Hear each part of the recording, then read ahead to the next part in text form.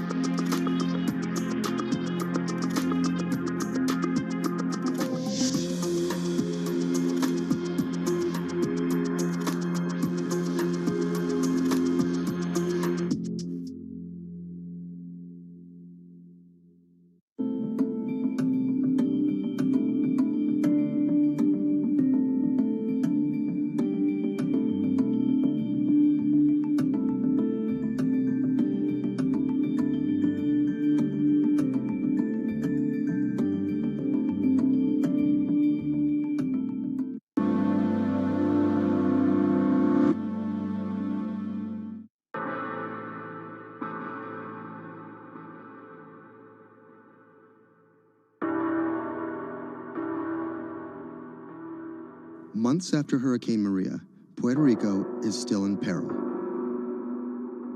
Huge swaths of the island are still without power, running water, or access to medical care. Experts estimate that it will take years before these services are restored island-wide. Much of the blame has been placed on FEMA for a slow response in comparison to recent disasters on the mainland. But recovery from a disaster of this complexity and scale has proven more challenging than anyone anticipated. And filling the gaps between an overextended public sector and a suffering populace falls on the private citizens.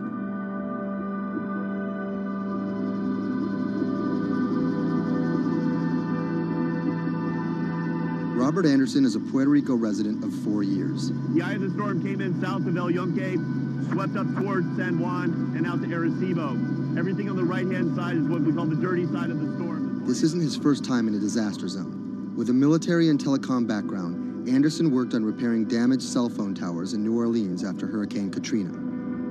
Some might be tempted to label him a disaster capitalist, seeking lucrative government contracts for his expertise. But as Anderson finds himself in the middle of a humanitarian crisis, he and his associates are developing a variety of pro bono recovery projects that target the island's hardest hit areas.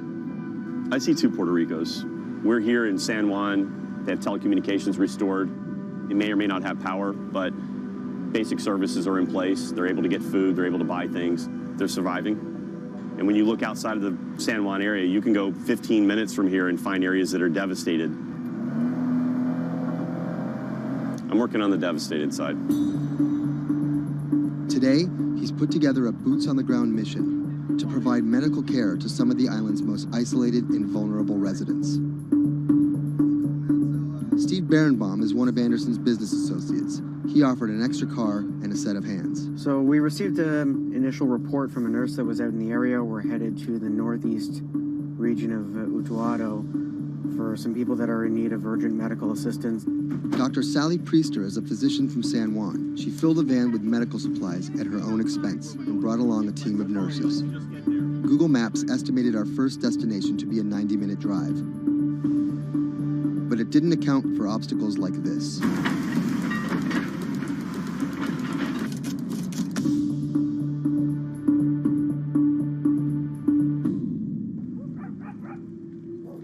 Our first stop was the home of an 82-year-old blind Vietnam veteran. His roof was blown off by the storm, and he's been living alone in a back shed for nearly 2 months. His cane actually got broken in the storm, so he's limited mobility. He has a number of medical ailments. Dr. Priester's having a look at him. We called the VA. They're going to get him set up with what he needs, get him stabilized so he can then be transported either to an evacuation center or off the island. It's when the chain gets broken, when those families that are connected to them leave the island or take off, these guys get left at the end of the road, and it's tough. FEMA was not officially part of Robert's team, and their arrival caught everyone by surprise.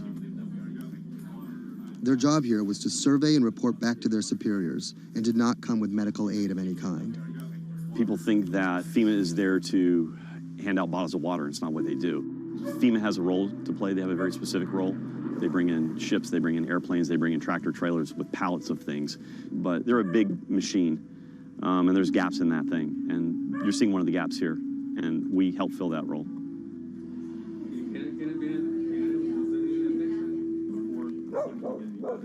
These guys are in a bad situation before, and now they're struggling for real basic things. One of the risks that you run is people going from fear to hopelessness. Those are the folks that we're trying to reach. And how are they reached? How are they even found? Word of mouth, mostly. And what's your role in all this? Ghost in the machine. I'm lucky enough to be able to communicate with folks in FEMA, the state of Puerto Rico. For a ghost, Robert makes his presence well known. Not only was he the de facto leader of the mission, now with FEMA in tow, he created his own maps to survey storm damage. So we're right here. And delivered them to FEMA HQ free of charge. I have pretty good reach. Perhaps that's how he managed to earn himself a coveted FEMA badge without actually working for them. And it's these relationships that allow him to operate more efficiently than an NGO or a government agency. We're able to resolve problems at a different level. Our next stop was on a mountaintop, a family of 11 struggling to care for their special needs brother in what was left of their house. Probably we are the first health team to come and visit this family. Muy bien, todo muy bien. The patient has Down syndrome. He is all day in bed. The difficulty with this is the patient cannot be alone. The most important thing is that you need to take care of the chronic disease besides disability, because they have been not going to a doctor, and no doctor has come in here yet. So we need a refill of this medication. After maybe 54 days, it's not getting better. And the only way that you can be able to see that is coming to the ground, drive, and see the people and talk to the people. You can see San Juan from here, but you can't get there. It's like the Emerald City.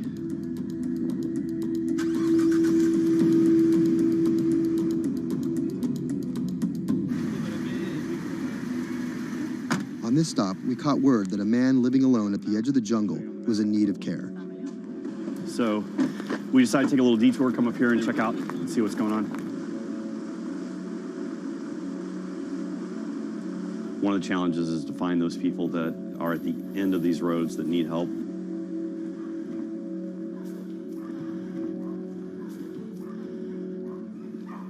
¿Pero por qué estás solo? ¿Por qué estás por acá tan solo?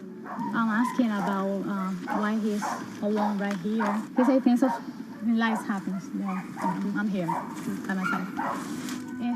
So ¿dónde vive acá? En la parte de...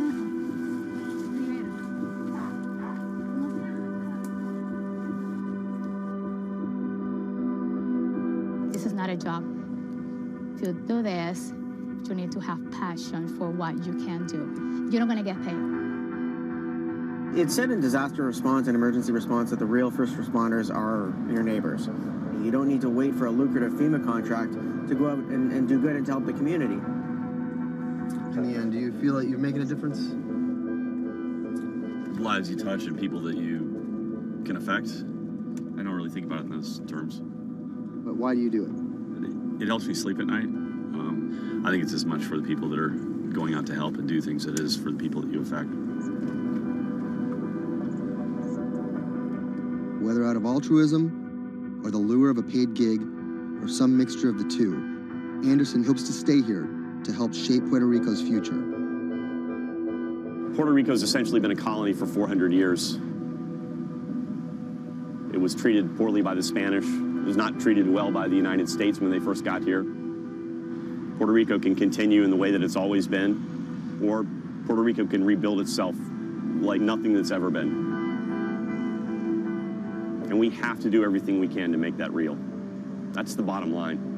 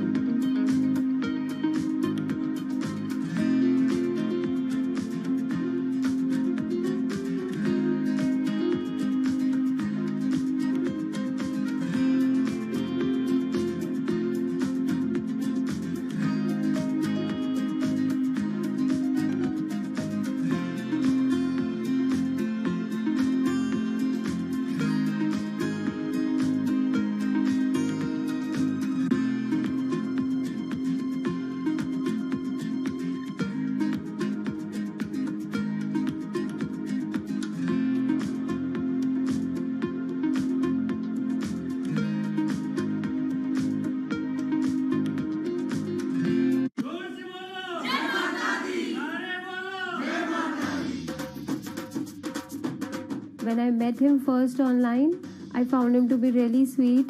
I think I was the one who was talking for an hour. He was just listening. When we met, I saw her. She was beautiful, intelligent, and kind, which was, something that I was looking for.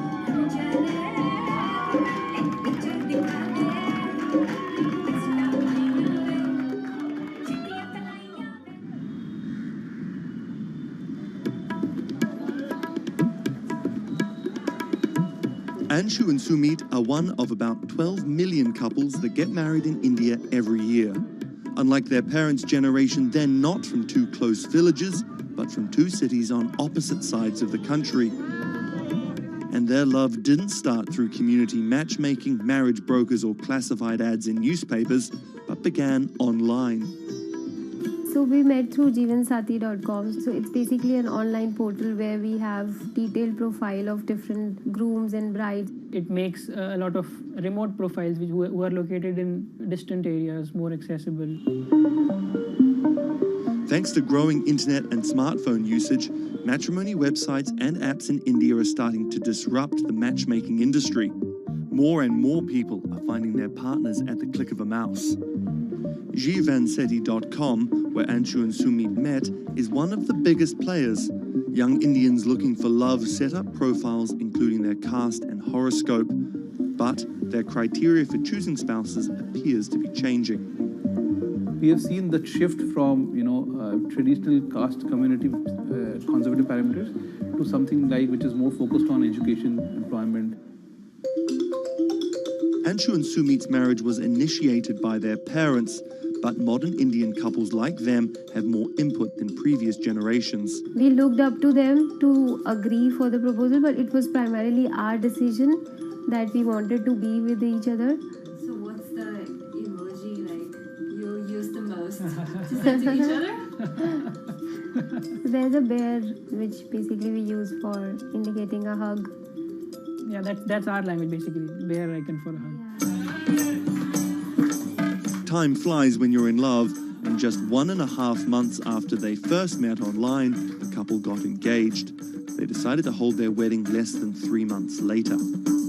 But planning a traditional Hindu wedding on such short notice is no easy task. The massive event usually lasts 3 days, has various ceremonies and celebrations, and involves the entire two families and hundreds of guests. Luckily, there are websites and apps for that.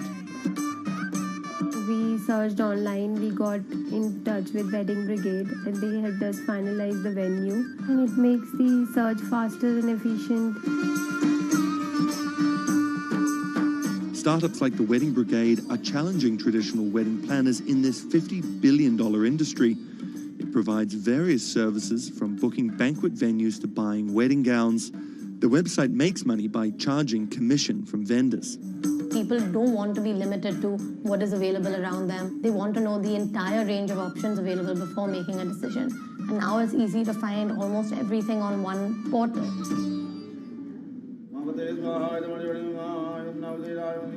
Anshu and Sumit are officially married in a ritual that has gone on for thousands of years, but their love started in a very new way. Technologies might be changing the way couples meet, date, and get married in India, but they're definitely not changing everything. The technology was only the first level help that we could get to find each other. Everything else was like very humanly and emotions and feelings based.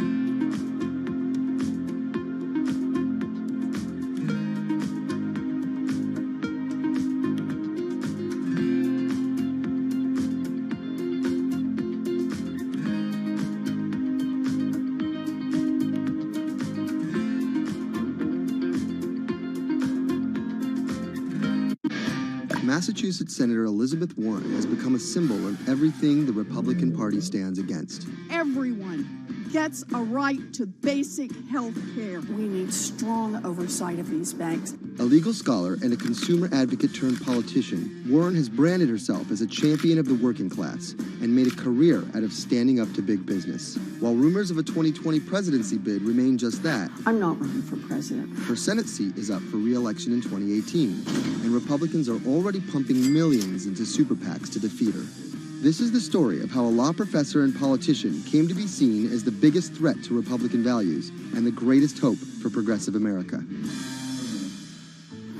Elizabeth Warren was born Elizabeth Ann Herron, the youngest of 3 siblings, on June 22, 1949 in Oklahoma City to middle-class parents. After waiting tables to help her family pay the bills, Warren became a star on the high school debate team. She landed a scholarship to George Washington University at the age of 16, but 2 years later dropped out to marry her high school sweetheart, Jim Warren.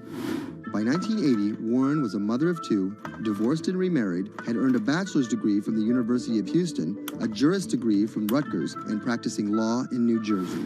Warren then went on to become an influential law professor, teaching, lecturing, and publishing highly cited work on bankruptcy and commercial law at 7 universities around the country, eventually settling at Harvard Law School.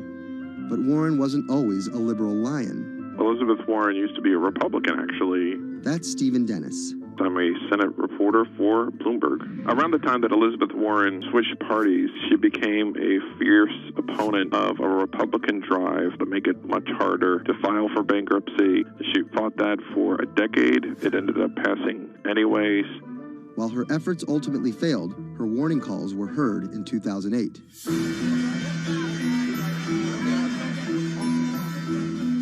We're in the midst of a serious financial crisis. Our entire economy is in danger, and without immediate action by Congress, America could slip into a financial panic, and a distressing scenario would unfold.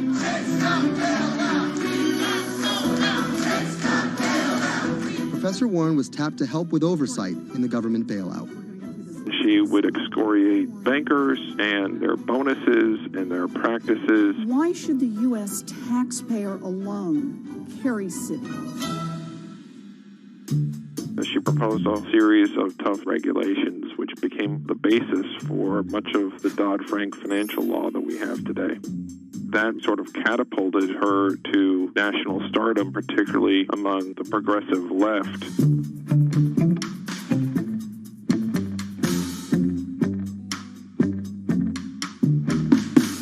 Encouraged by her newfound notoriety, Warren declared her bid for the U.S. Senate on September 14, 2011.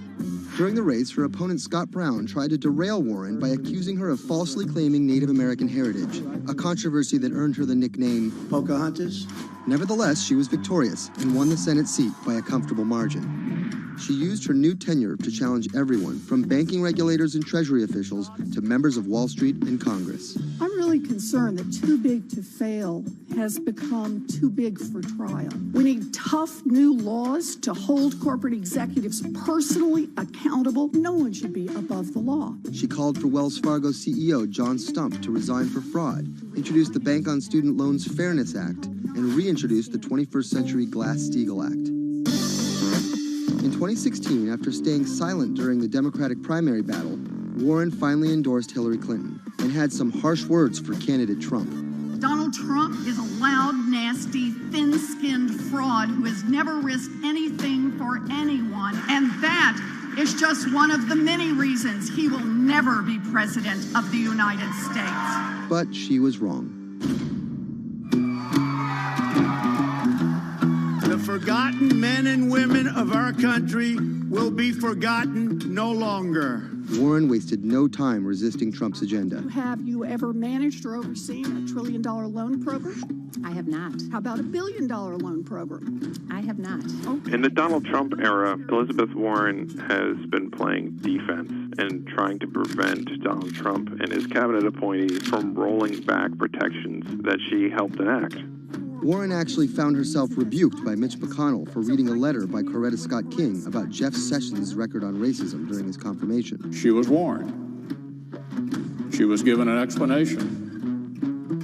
Nevertheless, she persisted. That moment became something that's on T-shirts, bumper stickers, slogans, and that really galvanized a lot of support for her.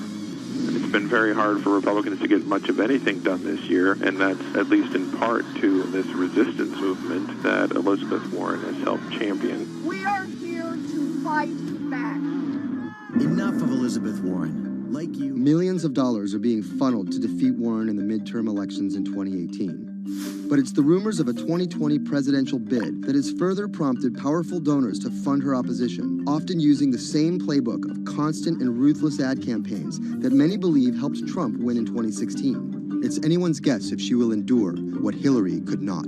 You know, the question for Elizabeth Warren is whether she can go from being a liberal firebrand to somebody who can regularly get 60 votes for initiatives in the Senate and 218 in the House and drive an agenda, and whether she can bring together coalitions for political victories. That's the challenge, and we'll see what happens.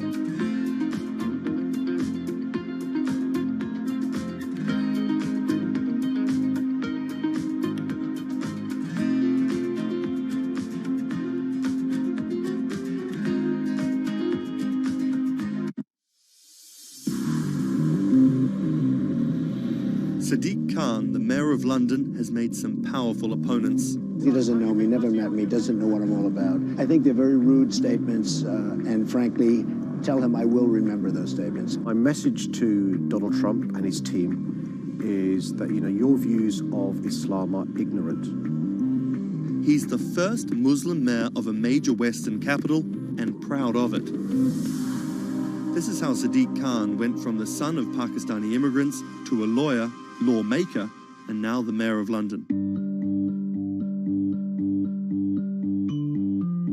Khan's parents emigrated from Pakistan. His father was a bus driver, his mother a stay-at-home seamstress. The 10-strong Khan family squeezed into a 3-bedroom flat in South London. He wanted to be a dentist, but TV in the 1980s convinced him otherwise.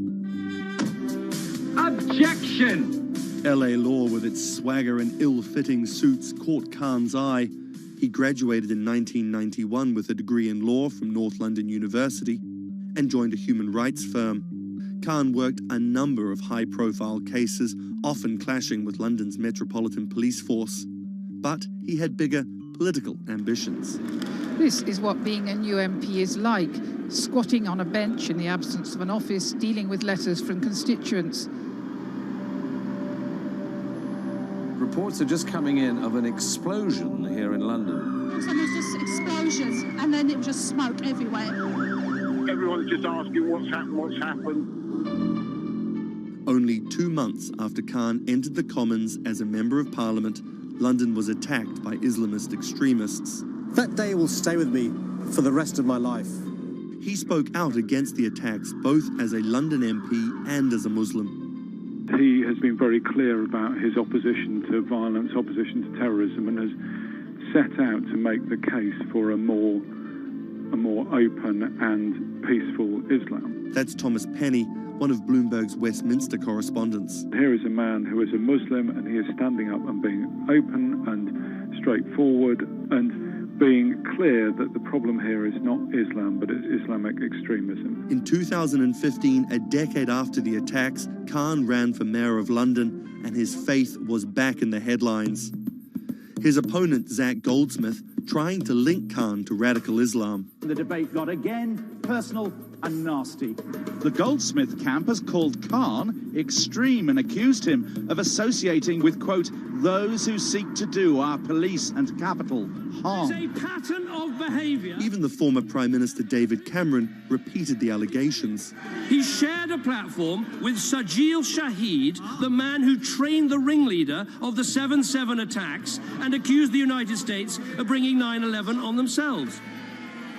But the smears didn't stick. Zach Goldsmith ran a very negative campaign that was based on what people knew was a lie.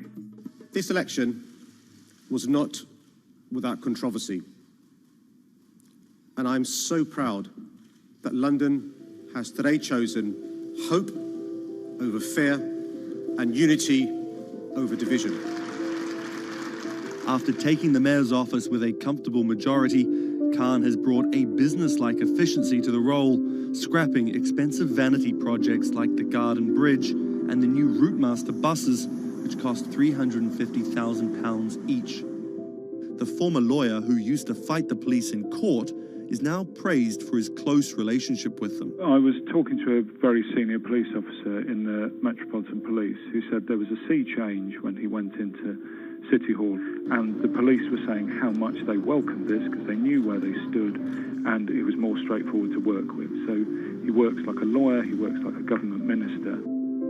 Khan's kept his faith at the fore. He's an outspoken voice for moderate Muslims across the world.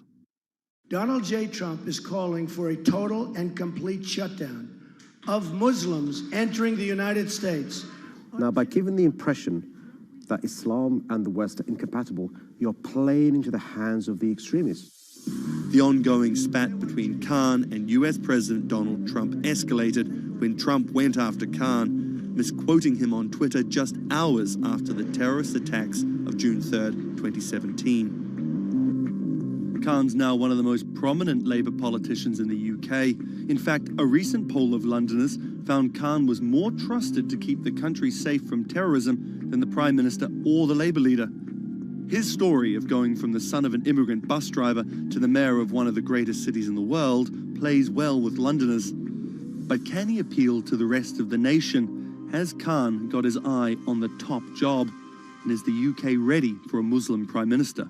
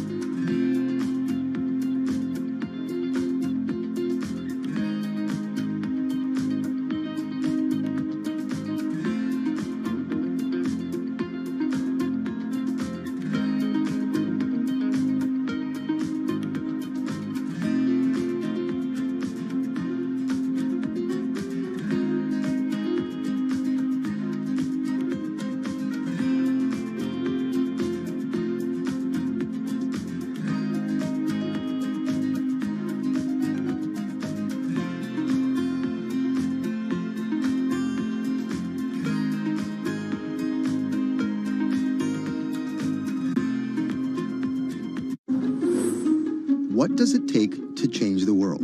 A big army? A cure to a pandemic? A revolution? All of these take either a lot of people, thousands of hours, or massive amounts of space. But for Julian Assange, all he needs is one room, an internet connection, and the world will listen. Assange is located here, and more specifically, right here. And from that location, he's posted government secrets, classified documents, and leaked emails from some of the world's most powerful people. And in doing so, has been labeled a hero, a villain, a nihilist, and everything in between. This is how an Australian programmer sequestered in the Ecuadorian embassy in London became one of the most influential and notorious people in the world. Born in 1971 in Townsville, Australia, Assange has always been on the move. Living in over 30 homes by the time he was in his mid-teens, Assange, along with his mother and half-brother, finally settled down in Melbourne. His introduction to hacking started at 16 when he was given a Commodore 64, which he attached to a modem. He attended the University of Melbourne, where he studied programming, physics, and mathematics. He never graduated, but that doesn't mean he didn't get an education. By 1991, Assange hacked into the Pentagon, U.S. Navy, and other branches of the U.S. government. In 1996, he was caught by the Australian Federal Police and charged with over 30 counts of hacking and computer-related crimes. He didn't get any jail time, but he was fined $2,100. I think the first taste of what would come later was the hacking that he did as a young programmer, and that really sort of foreshadowed a healthy skepticism of the use and abuse of technology by governments. That's Vernon Silver. I'm a reporter for Bloomberg's investigations team. Assange's youth as a hacker laid the foundation for him to start WikiLeaks in 2006. But what is WikiLeaks? It's a website that posts unfiltered, usually classified documents. What separates it from every other media outlet is that they have no editorial hierarchy. With a publication like the New York Times, information comes in, they take that information, package it, then disseminate it for the public to see. WikiLeaks, however, cuts out the middleman. WikiLeaks gathers information, most of it given to them anonymously. So what they're doing is really very simple. They get the information in one end from who gives it to them and out the other with sometimes minimal interference. Julian Assange is the leader of that, the mastermind, the creator, and really, because he thinks of it as a journalistic enterprise, the editor-in-chief. But every story starts with a source, and Assange has some unconventional sources. Julian Assange does not hack as far as we know. He is the recipient of people who are either insiders who give him secret documents or hacked emails from a foreign power. That's Eli Lake. I am a columnist for Bloomberg. And there was no source bigger for Assange than Chelsea Manning. He used to be known as U.S. soldier Bradley Manning. In 2010, Manning provided Assange and WikiLeaks with hundreds of thousands of leaked government documents. WikiLeaks quietly began releasing the documents in February of 2010, then made big headlines in April by posting what is now known as the collateral murder video. Come on, fire! It was a vivid, graphic video. It changed the debate on the Iraq War, and importantly, it put WikiLeaks on the map when they put it online, and they couldn't be ignored at that point. And those leaks were just the beginning. They went on to post more than 90,000 leaked documents known as the Afghan war logs, 390,000 documents known as the Iraq war logs, and 250,000 private messages between diplomats called cables in what is now known as Cablegate. These leaks were met with very real ethical questions. The problem with publishing those cables was that a number of confidential sources for U.S. diplomats who faced real danger when their names were exposed. Then Secretary of State Hillary Clinton drove the point home that every country, including the United States, must be able to have candid conversations about the people and nations with whom they deal. Shortly after Cablegate, the Swedish government issued an arrest warrant for Assange on allegations of rape and molestation. He claimed the allegations were fabricated to get him extradited to the United States, a claim the U.S. government denied. Either way, Assange's next move was to seek refuge in the Ecuadorian embassy, which really was the beginning of the new chapter in his life and what we're dealing with now, which is him being stuck in London. What was supposed to be an office in an embassy is now Assange's self-imposed prison to this very day. But that doesn't mean he's slowed down. Since being trapped in the embassy, WikiLeaks has released files about Guantanamo Bay prisoners, Syrian political figures, and the draft to the Trans-Pacific Partnership. And then came the 2016 U.S. election. Thousands of leaked emails showed Democratic Party officials possibly plotting against Bernie Sanders in his race against Hillary Clinton. Over the course of 68 days, WikiLeaks released 20,000 confidential Democratic National Committee emails. In terms of the presidential race, if you look right here, when Assange released the first batch of emails, Trump actually takes his first lead against Clinton. I think we've had enough of the Clintons, in all fairness. Once WikiLeaks started exposing secrets of the Democratic Party, Julian Assange became a hero to many on the right. Public opinion kind of flip-flopped. WikiLeaks! From the emails, we now know Hillary Clinton's campaign manager makes risotto, and also how the DNC squashed Bernie Sanders' campaign. One thing we don't know is who gave Assange the stolen emails in the first place. Many leading Democrats say they suspect it was the Russians. They released an analysis from a private cybersecurity firm that had said it was the Russians. But Assange claims our source is not the Russian government, and it is not a state party. So this is where we stand today. The public still doesn't know who provided the emails to WikiLeaks. Meanwhile, Assange is still running WikiLeaks and still releasing documents. In March 2017, he started publishing documents from the CIA's Center for Cyber Intelligence called Vault 7. The CIA, the agency charged with finding and keeping our top secrets, can't keep its own secrets. As long as Assange has a connection to the world, no government secret will be too far from exposure. Julian Assange is still in the embassy. Maybe he'll leave, maybe he won't. Kind of regardless, his work has been done. He's changed the way people think about their governments, about their own secrets, about their own hackability, and really the world has changed because of him.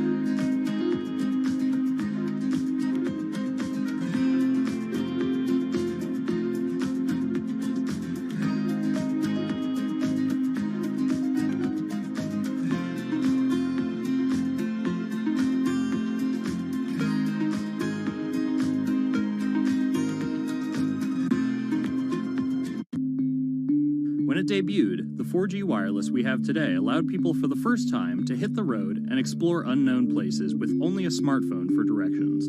When 5G arrives, it could enable driverless cars to take us there as well. 5G stands for fifth generation mobile networks or wireless systems. It's insanely fast and can accommodate a lot more connected devices. But the reason it's being called revolutionary is because 5G will allow connected devices to speak to each other as well as people. Right now we're living in a world where really it's a one-way experience. That's Bloomberg tech reporter Ian King. The network talks to your phone, you look at your phone and access data, then you send something back to the network. What we're being told about 5G is that really for the first time we're going to see machines communicating with each other over mobile networks in a meaningful way. 5G could end up being 100 times faster than what we have now, with speeds that could reach 20 gigabits per second. In plain English, that means downloading a full-length HD movie in seconds. 5G will also increase total bandwidth, which we will need in order to accommodate the growing Internet of Things. We're talking about the class of devices like internet-connected refrigerators, thermostats, dog collars, but 5G will enable many, many more. Things like your utility network, factories, where machines are just sat there not connected at all.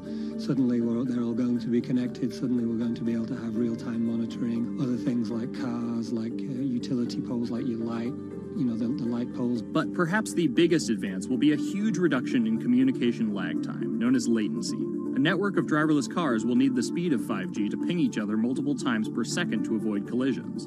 Near instantaneous data transfers could allow doctors to perform surgery remotely with a robotic scalpel. So how will all this work? First, you need to improve network density. And that's just a fancy word for saying you put more towers out there. What we're being told is that's not actually the case with 5G. The idea is 5G will not only use the existing mobile spectrum, but also tap into higher frequencies called millimeter waves. Millimeter waves can carry more data, but only travel short distances. This may mean you'll see a lot more of these base stations around town. And the new towers may have as many as 100 antenna ports, compared to about a dozen on 4G cell towers. So when will we get 5G? Getting 5G ready is expected to cost providers $275 billion over 7 years in the US alone. Look for the first 5G service to pop up in big cities sometime in 2019.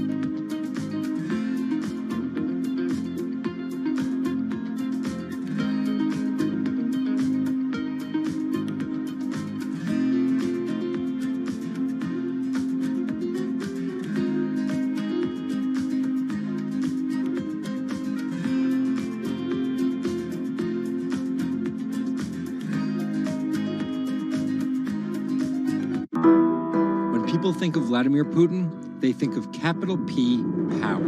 And that's exactly the impression he creates.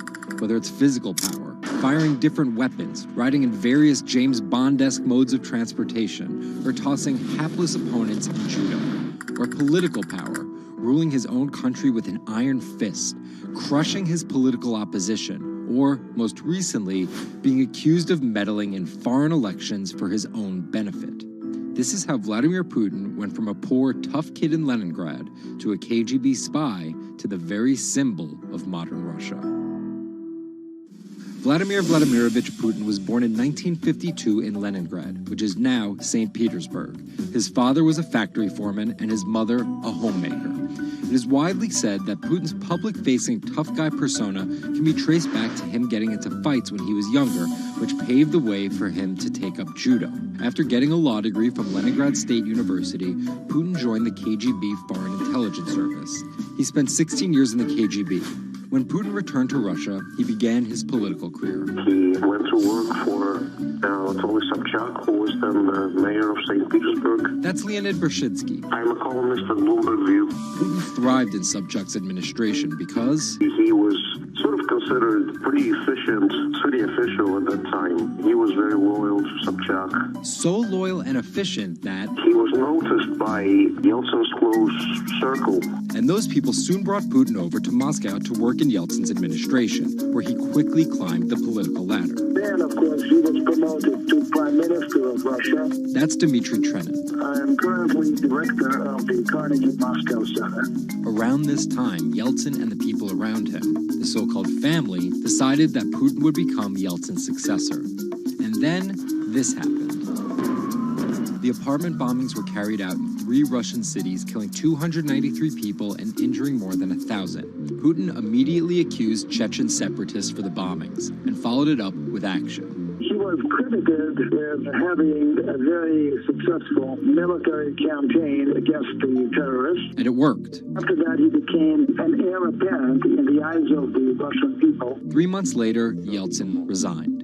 And on his way out, a famous exchange. He was getting into the car in the Kremlin, and the last words that he addressed to Putin before getting into his car was, "Take good care of Russia." So Putin took over as president, and 3 months after that, won his first election. But just because Putin won the presidency, that didn't mean he had all the power. This is Michael McFall. I was U.S. ambassador from 2012 to 2014. In the 1990s, there was a fire sale of all the things worth owning in Russia, and certain people, the oligarchs, did better than others in that fire sale, sometimes called privatization, and those people tended to be well connected with the Yeltsin regime, and they weren't Putin's friends. But they probably miscalculated, thinking that they could easily find a way to influence him.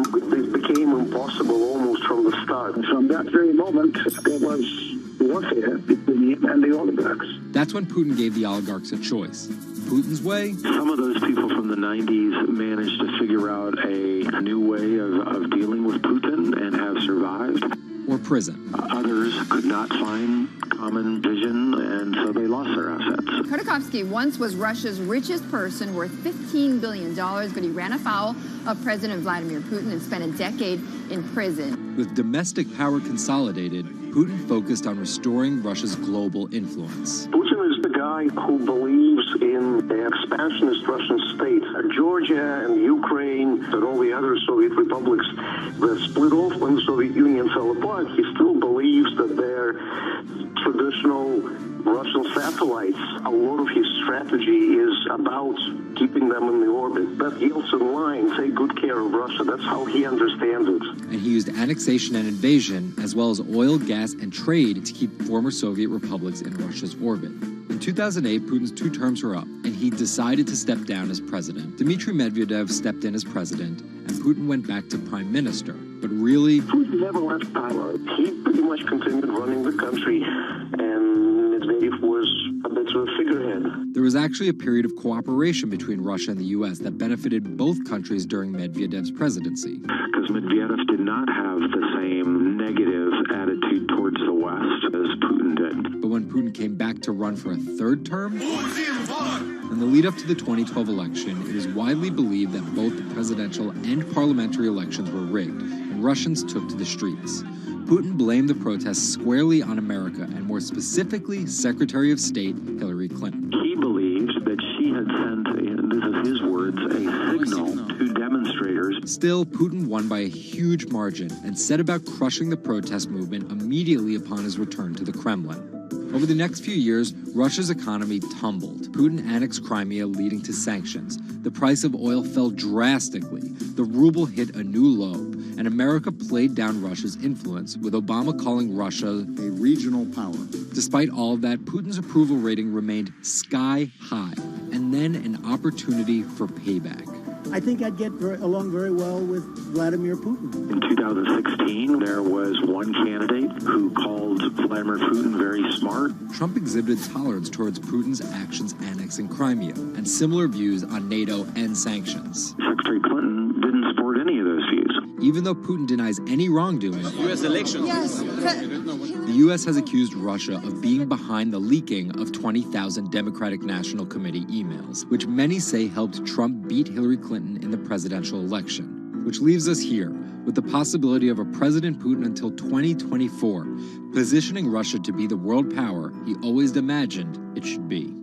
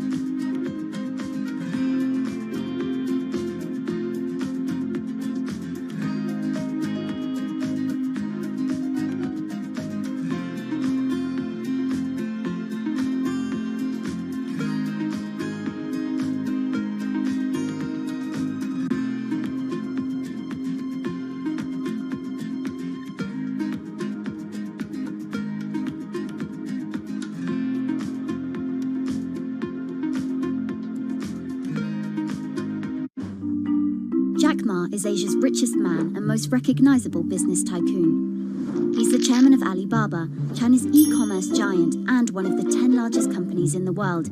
Yet he still wants more. We know where we're going. We want to be the 5th largest economy.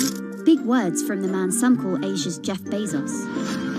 He's confident, he's charismatic, and he's definitely not the average CEO.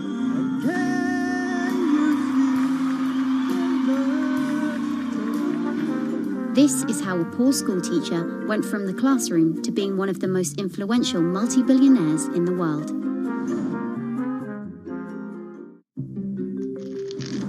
Ma was born in China's southeastern city Hangzhou in 1964. His parents were traditional musician storytellers. As a teenager, he started to learn English from foreign tourists after China opened up in the late 1970s. And then for 9 years, Jack Ma hung around outside the Hangzhou Hotel, which is now called the Shangri-La. He would get up at 5 a.m. to talk to travelers. That's Bloomberg technology reporter Lulu Chen. And I cover China Internet for Bloomberg. Ma failed China's National University entrance exam twice before being admitted to local teachers' college. He graduated in 1988. He applied for 30 jobs and got rejected, including from the fast food giant KFC. When KFC came to China, come to us say, 24 people went for the job. 24 23 people accepted. I was the only one guy.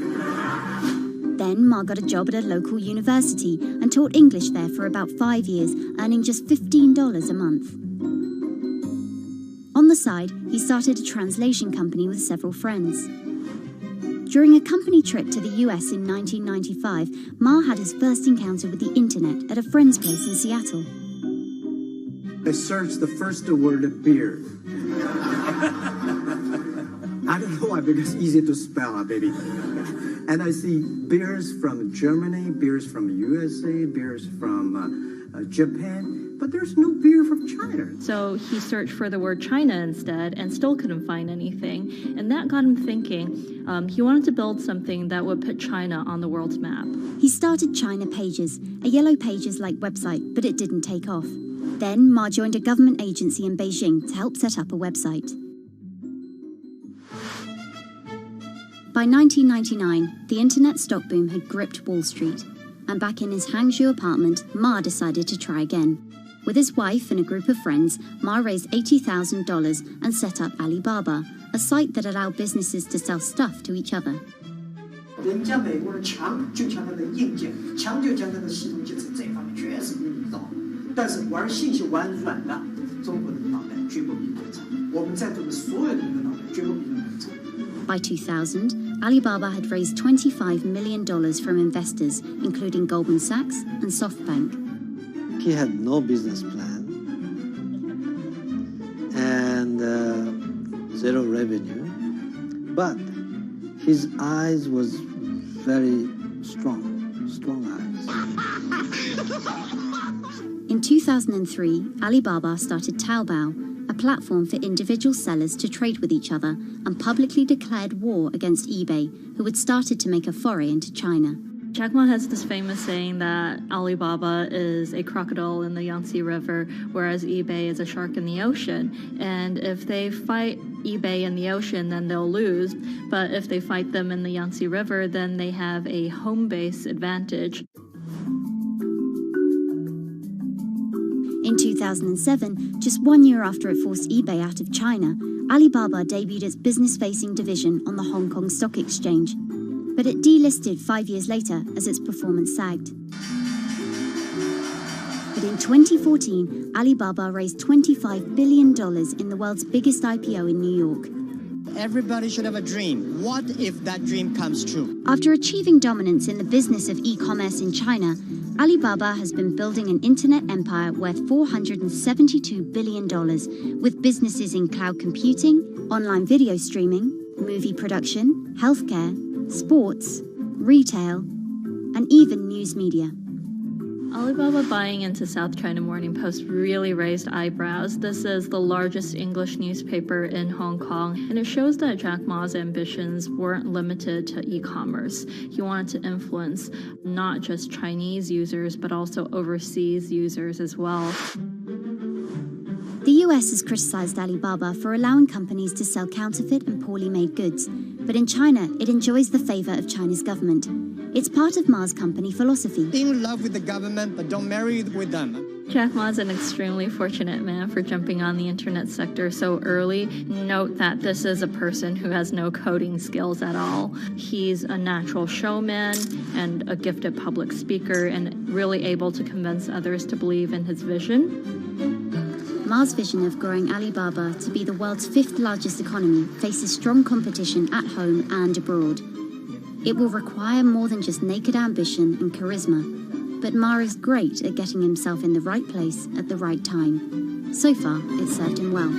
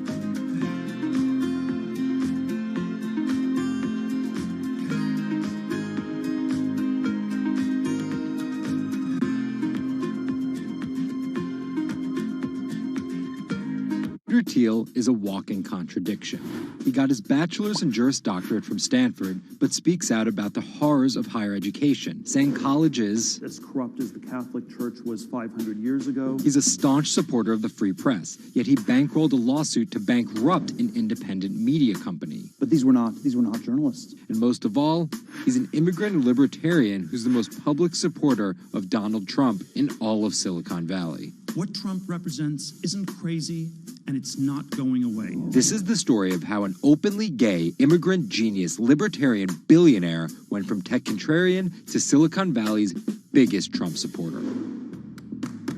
Peter Thiel was born on October 11, 1967 in Frankfurt, West Germany, to Suzanne and Klaus Thiel. Peter's family emigrated to Cleveland, Ohio when he was 1. An Ayn Rand devotee during his youth, Thiel attended Stanford University majoring in philosophy. His Stanford experience shaped a really big part of who he decided to surround himself with. That's Lizette Chapman. And I cover technology and venture capital here at Bloomberg. He and his Stanford friends made their first big splash in tech with PayPal. After selling to eBay for $1.5 billion, they would become known as the PayPal Mafia for each incredible success after PayPal. For Thiel, that began with an early, modest $500,000 investment in Facebook. And in VC speak, early means big risk, but also big reward. He turned that initial $500,000 investment into more than $1 billion in cash. But Thiel was just getting started with Facebook, and he went on to make a whole bunch of wildly successful investments. From SpaceX to Airbnb to one of the largest, most powerful companies in the United States, if not the world, and of course that's Palantir. The incredibly controversial secretive data mining startup he founded with his colleagues from PayPal. It connects data silos and then allows non-technical people to search that information for patterns. Data like financial information, feeds from video cameras, biometric details, passport information, flight manifest. Palantir doesn't talk much about how they collect this data, who has access to it, or what they do with it. But they have contracts with the Department of Homeland Security and the CIA and the Department of Justice and the Securities and Exchange Commission and several other federal agencies. It's the richest company you've never heard of, valued at $20 billion. But there are plenty of obscenely wealthy people in Silicon Valley. What makes him different... He's a complex ball of multiple contradictions. Take college, for example. Even though college was extremely important for Thiel, there's something called the Thiel Fellowship. In exchange for dropping out and a promise not to pursue college, Thiel would give them $100,000 each. You basically tell people that if you get a diploma, you're saved. Otherwise you go to hell. You go to Yale or you go to jail. Also, his relationship with the press. Here's another contradiction. He's donated to free press initiatives, including the Committee to Protect Journalists. But he also secretly spent tens of millions of dollars bankrolling a lawsuit filed by Hulk Hogan over the publication of a sex tape and bankrupting the independently run Gawker Media. Why did he do this? Because in 2007, one of Gawker Media's blogs, ValueAg, outed him as gay. And with the lawsuit, he found an opportunity to get back at them by funding the lawsuit that Hulk Hogan was able to bring then, but he wouldn't have been able to do that without Thiel's money. And finally, Thiel's biggest contradiction, his endorsement of Donald Trump. When he was asked about his support for Trump, he was surprised at the outrage that came with it from many of his colleagues in Silicon Valley. He didn't want more of the establishment. No matter how crazy this election seems, it is less crazy than the condition of our country. After briefly supporting Carly Fiorina in the primaries, Thiel pivoted to Trump, donating $1.25 million to Trump and his associated super PACs in October 2016. And he didn't just help Trump financially. He gave a full-throated keynote speech supporting Trump at the Republican National Convention. I'm not a politician, but neither is Donald Trump. He is a builder, and it's time to rebuild America. And when Trump was finally elected, Thiel was given the reins to an enormous amount of power. And I want to thank you, man. You have a very special guy. He was named the transitional advisor. And in that role, he did a lot of interviewing and a lot of vetting to fill hundreds of cabinet positions and different jobs within the administration. But it turns out Thiel's support isn't unconditional. Talking to people who spend time with him, I have also heard that he is no longer a great supporter of Trump. It was reported that Thiel was unhappy with the direction of Trump's presidency. Ever since, he's been mum, making no public appearances, no statements, and staying out of the spotlight altogether. Although there have been suggestions that Trump could tap Thiel for a top intelligence post or ambassadorship, there's no indication he'd accept. He's described his relationship with politics as schizophrenic. He gets really involved, and then he runs away as fast as possible. Whether Thiel takes a new position or simply continues as a board director at Facebook and Palantir, at just 50 years old, he's primed to wield some serious influence in technology and politics for decades to come.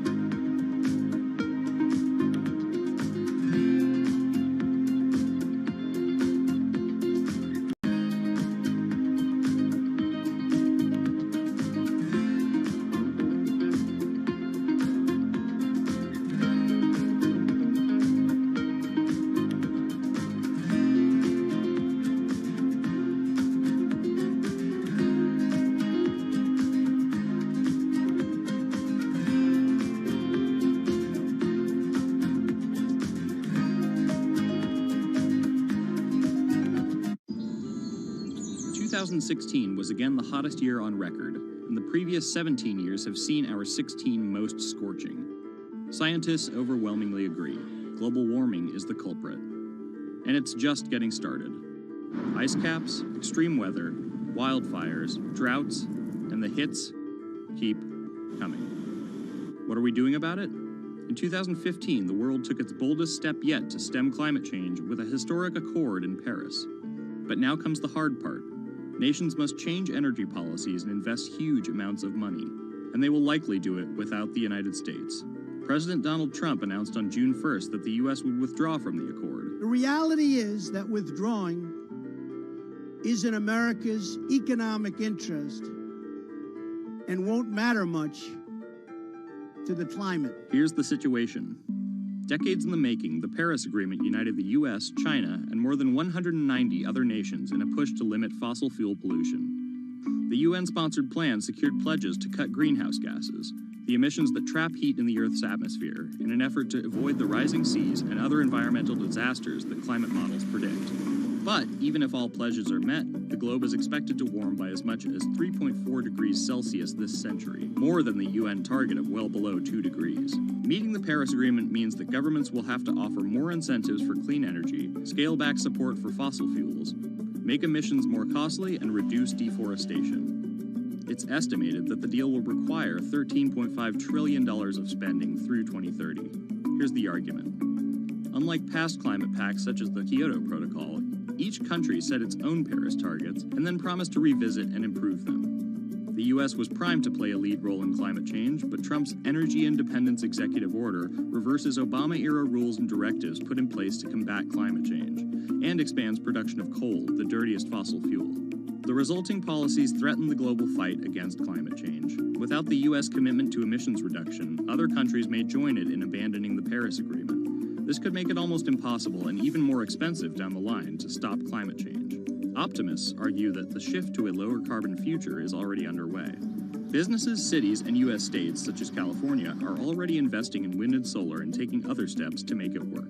I've actually been called an environmentalist, if you can believe that.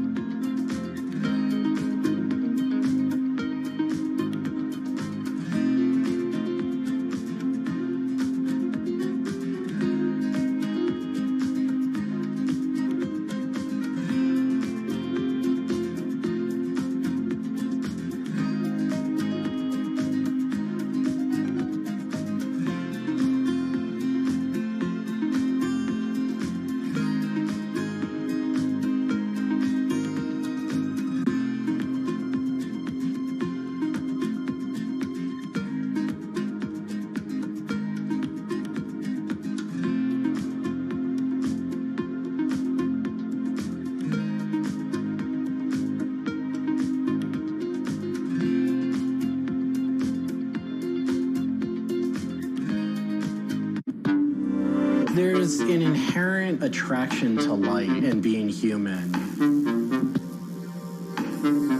And I think on a very deep psychological level, light is this way in which we experience the energy surrounding us in a very personal manner. My name is Matt Dilling. I'm the founder of Light Bright Neon Studio, and we manufacture, produce, and restore neon works of art and design.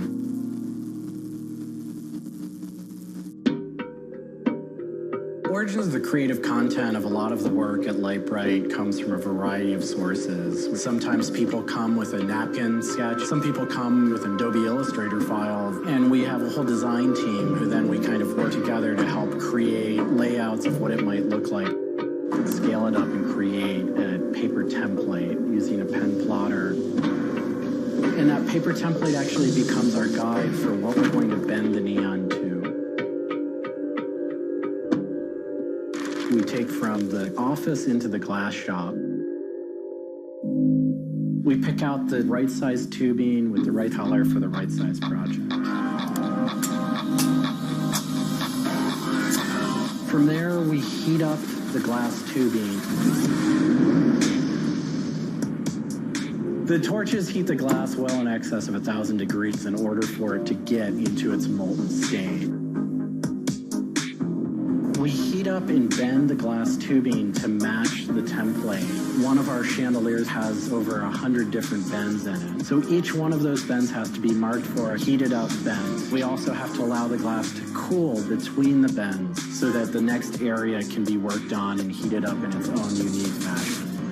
It turns into spaghetti, and then we have to make sure that that spaghetti lines back up and cools to the template. We use a blow hose to connect our mouth to the tube, create a volume that's closed, and we can control the pressure in there with our mouth. There's just a variety of challenges that come up inherently in working with glass. Glass can crack due to stress, and sometimes you'll just have a batch that all it wants to do when it gets near a torch is crack.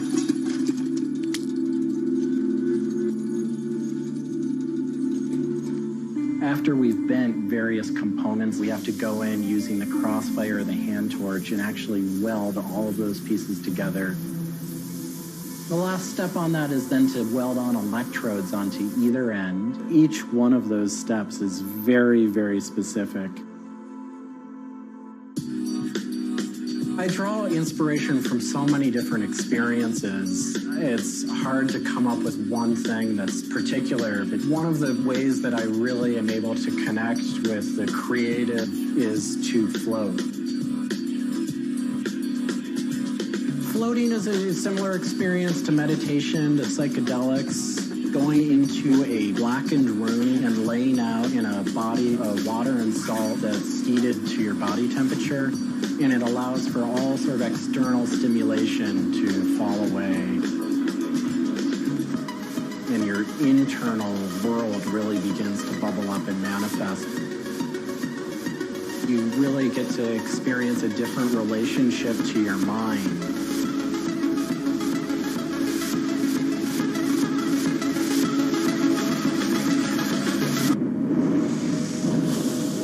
I think I work with neon because I can't not work with it. It's so challenging and so rewarding.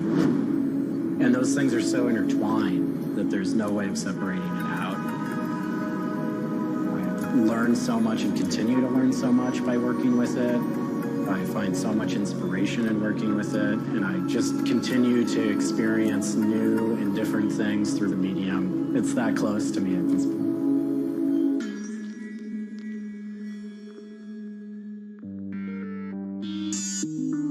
Once the neon tube is completed, we have to hook it up to our manifold for bombarding. The manifold is opened, a vacuum is drawn. We check the tube for leaks with our Tesla coil. We close the tube back off, and we heat it up using a very large and powerful transformer.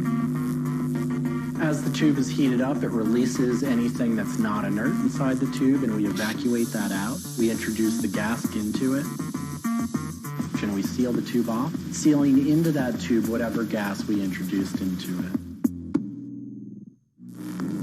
I think my favorite part of making a neon light is when I see it lit up for the first time. Different gases, when electrified, emit different wavelengths of light. Neon gas is this very bright orange, fiery red color. Argon gas creates a very intense blue, but that light output that is produced can then be expressed in a different wavelength by coating the inside of the tubes with a phosphor coating that takes that one wavelength of light and emits a different wavelength. bring it over to the aging table, where we hook it up to an age-in transformer and allow it to settle, age the gas in that we've introduced to it. There's always a stray particle of something left inside the tube. But that time that the oxide coating can act to scrub whatever is left inside the tube while things are getting settled into place.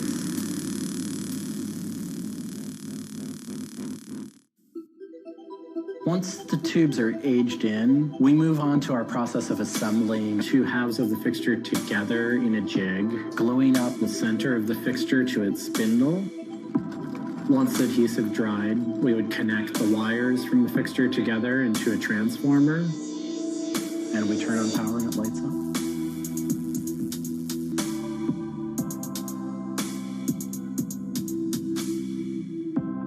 Part of what we love about what we do here is that we try and put out into the world the kind of things that we'd like to see. I still am surprised when it lights up. I'm still excited when I get to see it illuminated. There's an ineffable quality to it. To me, is this insight into the inner workings of the universe. It literally is. It's a way of looking at what is surrounding us in the cosmos in a new light.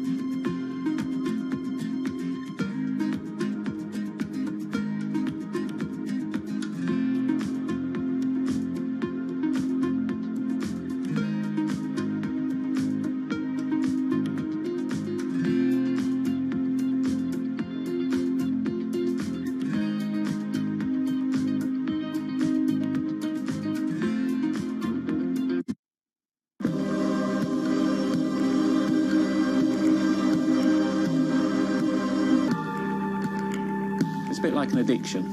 You've got to make something. You have to do something. It's borderline obsession. And every bike we build is my favourite bike at the time, and as soon as it's done, I want to build another one.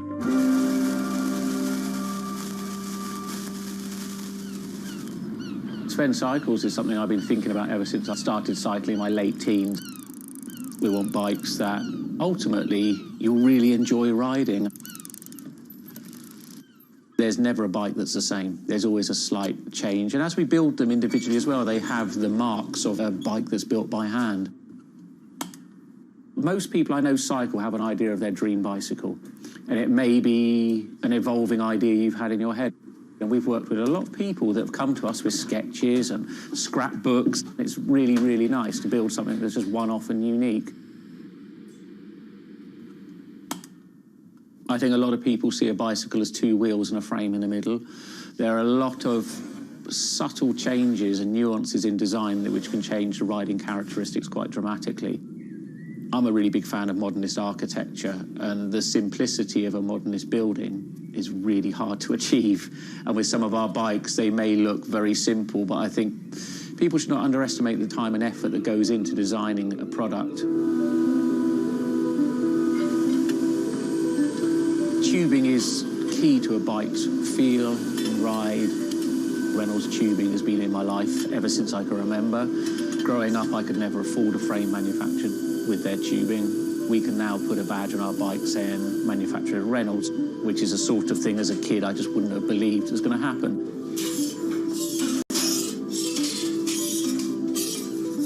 Every part of the bike has a specific tube. It's not universal. The first thing we do is get the tubes out, check they're correct, check the wall thicknesses, sand the edges, make sure it's all really clean, because if it's not clean, the tubes won't join together correctly. We build in steel because I still believe it's one of the best materials to use. It's been used in bikes since the late 1800s, and they're still using it now for a very good reason. It's the flexibility that we can replace the tube, repaint the bike, and you wouldn't know it's damaged. I just like working with it. It's very sculptural. This isn't sort of aerospace precision engineering. It's a steel rule and a marker. So when we're cutting the tubes, it's within a mil or two. But what we're trying to do is take the best from bicycle building in the past and add a little bit of modern flair to it.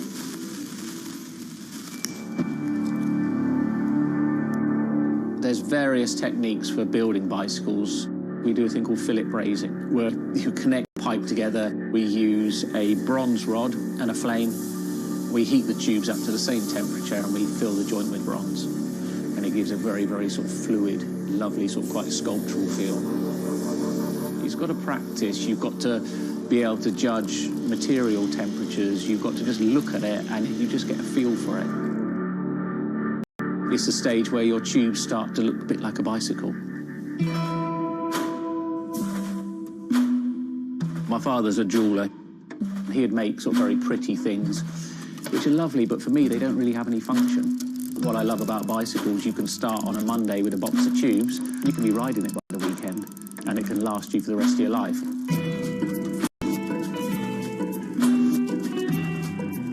Outside of the frame and forks, the other most important part is the wheels and tyres. When you build the wheels, you have to lace them, so there's little holes going all the way around the rim. You poke the spoke through. We do build all our wheels by hand here because a machine can't get 30 years worth of wheel building experience. Colour is very, very personal. With any of our bikes, you can have them painted whatever colour you want. We've matched one to a teapot, so we can get that scanned and we can match that, or someone's favourite item of clothing. I like to let the bike sit for 4 or 5 days minimum, just so the paint can have time to cure a little bit, and then we assemble it. We get out all the new components, and it's a case of putting them together. Some bikes you can assemble in 3 hours, some will take 3 days. And we've built bikes that cost in the £10,000 plus mark. Some people, they're saving up and this is their bike and they're going to own it for the rest of their lives. So we just want to make sure they get the right thing.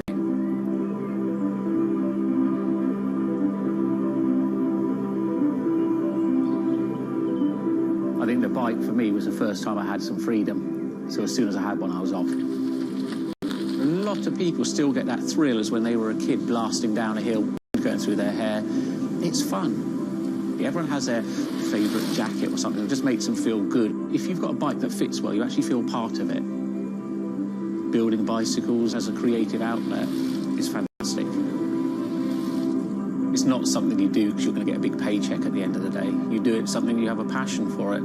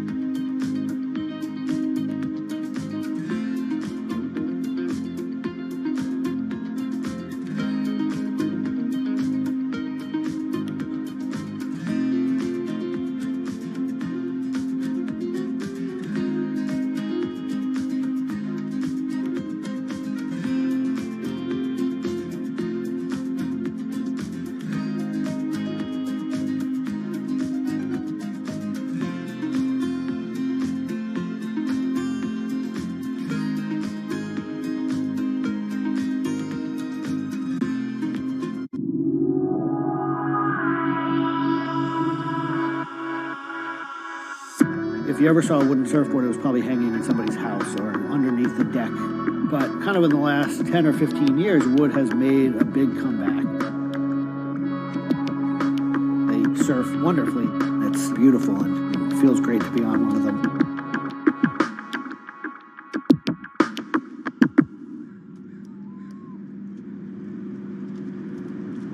I always had a love for wood and kind of passionate about things that went in the water. I've kind of been around wooden boats most of my life. There's just so much character. The way they're built, the stories that come with them, a lot of that has translated over to why we build surfboards the way we do. When we first started thinking about building surfboards, wood was the natural material we chose. They have a very high strength to weight ratio. Wooden surfboards have the longest history of use in the surf world than any other material. People have been surfing wooden surfboards since kind of the first documented history of people riding waves. The board starts in CAD, where we take a 3D model, break down the shape, and kind of create frames and templates and all the inner parts of the board that we get cut on a CNC machine.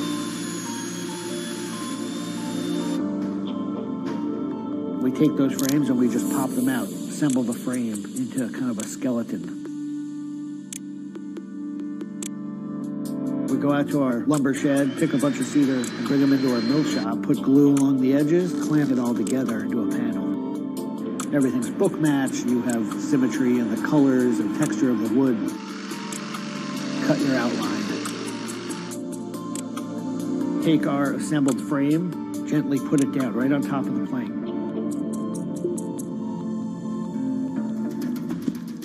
Once that foundation is started, you're basically building up the three-dimensional shape, the outside part of the board, using lots of strips that kind of interlock and fit together. Every piece of wood is going to be different, and it's all going to react differently.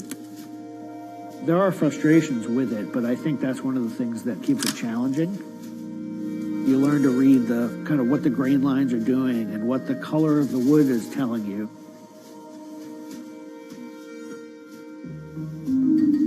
Once those rails are cleaned up, we put our top planks on. It's a little bit like putting a lid on a box. It's like, this is it. Whatever's inside that board is staying inside that board. And by tensioning some rope, you can clamp the two together. It's like a time capsule.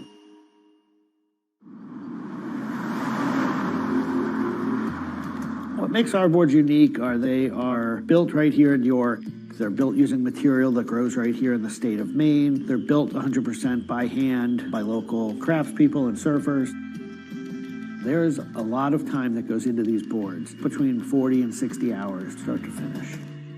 We wanted to build surfboards that were as hollow as they could be, but still be strong enough to work well. Too light and they don't surf well, but too heavy and they don't surf well. So there's a balance point there, and that's where we try to be. Taking the board off the rocker table once the top has gone on, that is by far one of my top favorite parts. It's just you and a shaping stand, a board, and a hand plane. Everything else is out of your view. It's simple, it's pleasurable, it's quiet. You can be with your thoughts and you can just kind of be present.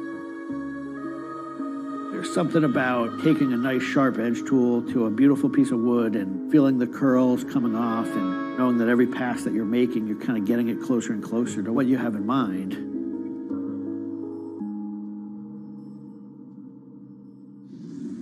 Once we've shaped it down and the board's looking like it's supposed to look like, time for it to go into the glassing room.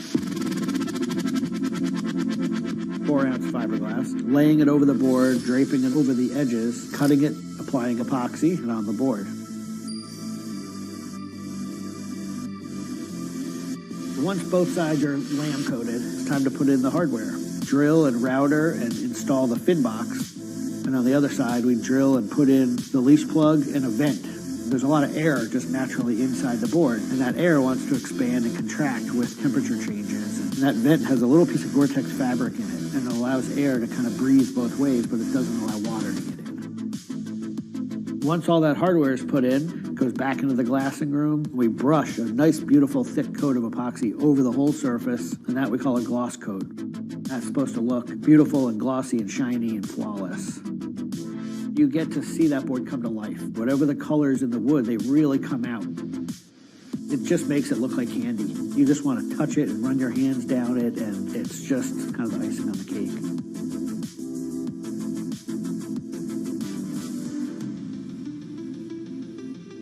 Once everything is hard, we put it into what we call the oven, get that epoxy to cure, really kind of bake it, and just get it to harden. Put in the fin, screw in the vent, and ship it out. We just love the idea of building something that's sustainable and long-lasting and made by hand. Kind of gives you a deeper connection to the product over something you might buy on a shelf.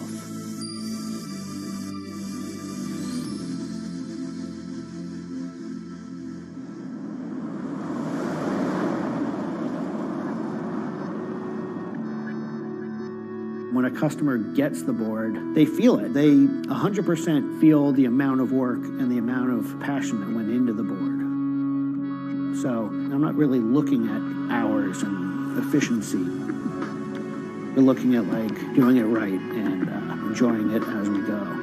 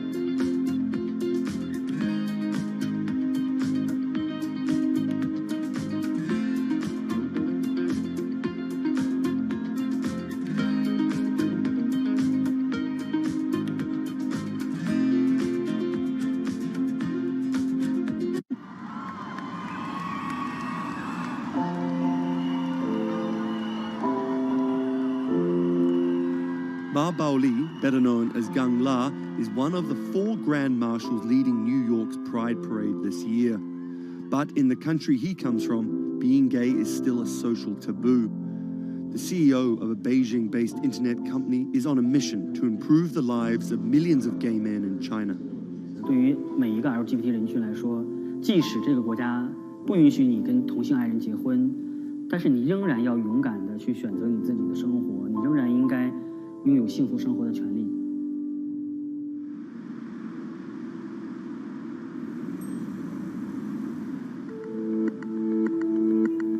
Ma's company Blue City runs an app and a website specifically for gay men.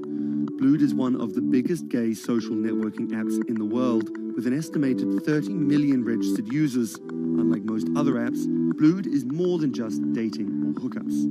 大家可以在我们这个软件里面找他自己的情感，然后可以阅读相关的内容，然后可以进行一些娱乐，比如玩游戏啊，比如看直播啊等等。Back in 2000, when Ma studied at a police school in northern China, he realized he didn't feel like everyone else. 因为他们都找女朋友，然后谈恋爱，但是我对长得好看的同性的男生，我反而觉得对我更有吸引力。所以那个时候我就到互联网上去找这样的一些资料，然后希望能够告诉我自己我到底是谁。互联网上所有的信息都是负面的，都是错的，就是说同性恋要电击疗法，要被治疗，然后要吃药等等。After visiting some foreign websites with different attitudes to homosexuality, Ma created his own site for a Chinese audience, encouraging people that 他们也是正常的，他们不用自卑，然后也不用自杀。Even though attitudes towards homosexuals are slowly changing in China, it's still a social stigma. The virtual world of Blued, where members can be open about their sexuality, is for most a striking contrast to their real lives. This is live streaming, a function added to Blued in late 2015, right as the internet craze was starting to take off in China. Many self-made stars like Jin make decent amounts of money by receiving audiences' virtual currencies and gifts. 我们不是彼此的初恋，初恋这种事儿都不靠谱。For Kyle and Klaus, a couple who have come out, live streaming on Blued means something different. 其实我经常会收到很多粉丝的一些互动的留言，就是类似就是说你们让我们看到了同志情侣之间的一些希望啊，我看到这样的留言我是很欣慰。The government's rules for acceptable content online may shift quickly in China, with LGBT material in a grey area. Many companies feel the chill of the recent internet crackdown, but Blue City still runs as usual. Ma has won the Chinese government's trust by helping with HIV prevention among gay men. A third of the company's staff are dedicated to screening pornographic and politically sensitive content. 我不太多的愿意去对抗，我更多的愿意去对话，去改变他们的想法。我觉得这个可能在中国来说是更有效的。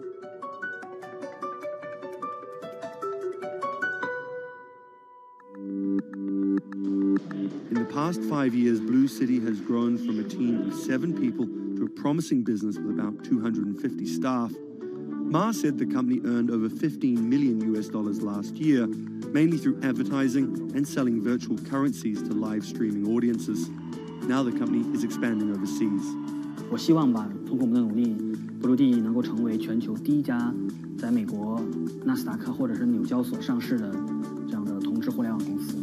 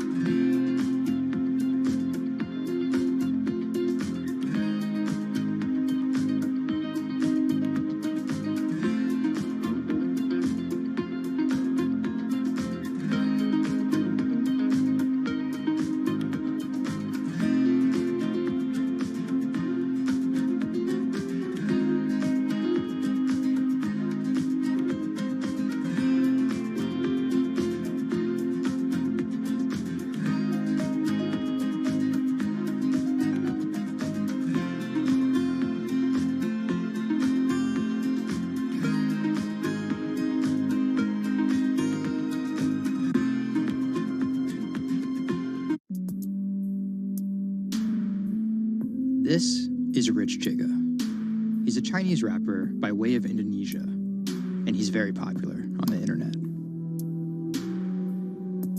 This is Joji. He's a Japanese-Australian singer, and he's also very popular on the internet. Plus, Joji invented the Harlem Shake meme. Let me say that again. This guy, Joji, in the blood bathtub, invented the Harlem Shake meme. But we'll come back to that. So Rich and Joji are both signed to 88 Rising, an entertainment company hoping to build a lasting global brand that will outlive singular moments of virality. They primarily create content combining Asian culture and hip-hop, a formula that apparently pleases the internet gods greatly. They've only been around for 18 months, but they're already putting up major label numbers. I think that we have an unprecedented collective of talent, a group of like predominantly Asian artists, you know, really like making waves globally, which from an independent point of view as well. 88's founder, Sean Miyashiro, cut his teeth launching Vice's electronic music channel, Thump.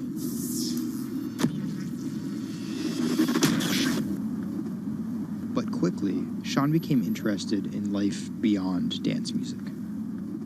I knew that after launching a whole content platform that I have kind of the ability and the know-how to do it again, but like for what was the question. So Sean moved to the Bronx to start over and figure it out. He couldn't afford an office space, so he worked out of his car at the top of a grimy parking garage. Everything kind of started here. If you look around, this is my environment. This is my serenity, really. 88 Rising was built here. Built on the grounds of LA Fitness, residence in a parking garage. I was living in the Bronx. I'm just like, damn, where the hell do I go? So I just come up here and I I just kind of figure things out every single day. Being like, okay, what the hell is this thing? Coming here was kind of like my own kind of private office, basically. Like, to be honest, I would even go to the bathroom here. I would like take pisses here, you know what I mean? Like, yeah, it was, it's just too far to go back down there. When I need Wi-Fi, I'd spend a good part of the day at Dunkin' Donuts. Hi, how are you? Can I get a chicken snack wrap? Before 88 Rising officially launched, Sean caught a surprise break in the form of a Twitter friendship with a funny 16-year-old kid from Indonesia named Brian, who taught himself English by watching Rubik's Cube tutorial videos on YouTube. Seriously, that's true. I thought his Twitter was genius, from the future, just crazy. And like just the shit that he was saying, like the memes he was making. But I didn't know that he rapped or anything like that. I really didn't. And he came up with that stick like 2 weeks later. 12 in the morning, pop shells for a living and baby gon' smell blood trail every minute road. Dat Stick was Brian's first ever attempt at making a rap song, and it immediately went viral. Everything was great about it. But the one thing that I noticed is the song was hard as hell. Just like everything about it, man. Just like, it was menacing, bro. Soon after the video dropped, Brian signed with 88 Rising. I'll FaceTime with Rich. Sorry for calling you Rich Chiga on my phone, Rich. Brian, he gets like super pissed off that he's saved in my phone as Rich Chiga. He's like, dude, am I not a human to you? What's good, bro? What's good, brother? How you doing? Doing great. I just did a sound check. How was it? It was tight. Hold his dick blocks, but you've been a bitch, suck a thick cock. So, Brian could definitely rap, but some viewers understandably took offense at a Chinese kid satirizing rap cliches and calling himself Rich Chiga. But if a group of well-known rappers saw the video and genuinely liked it, that could at least help validate Brian as a legit hip-hop artist. Plus, it could be really funny.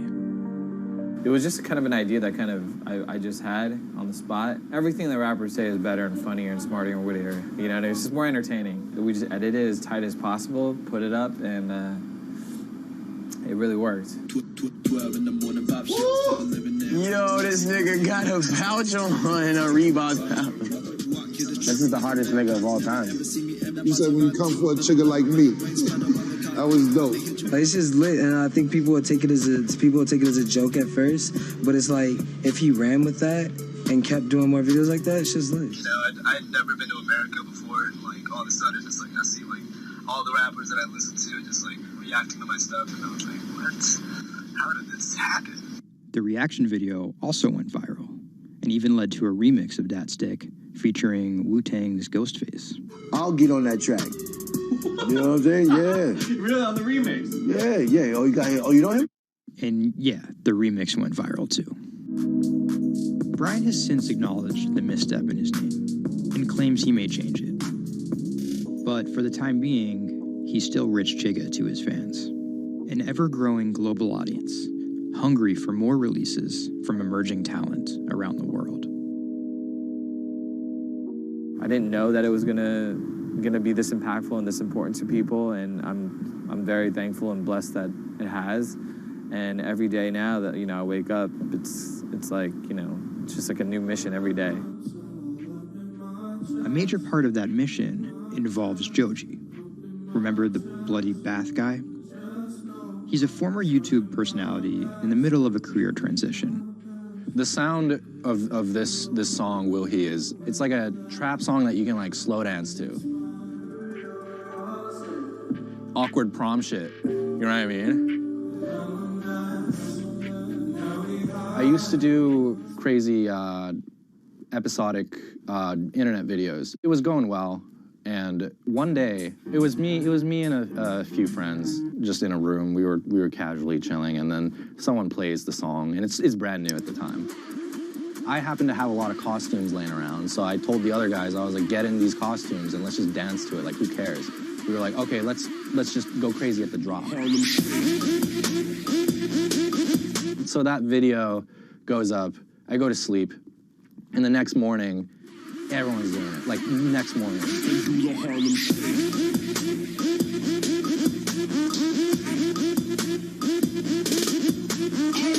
That taught me a lot about the internet, how people want to just be a part of something. And from that point on, something changed, and I was a little better at understanding demographics and people and, what they want to see and what they want to hear.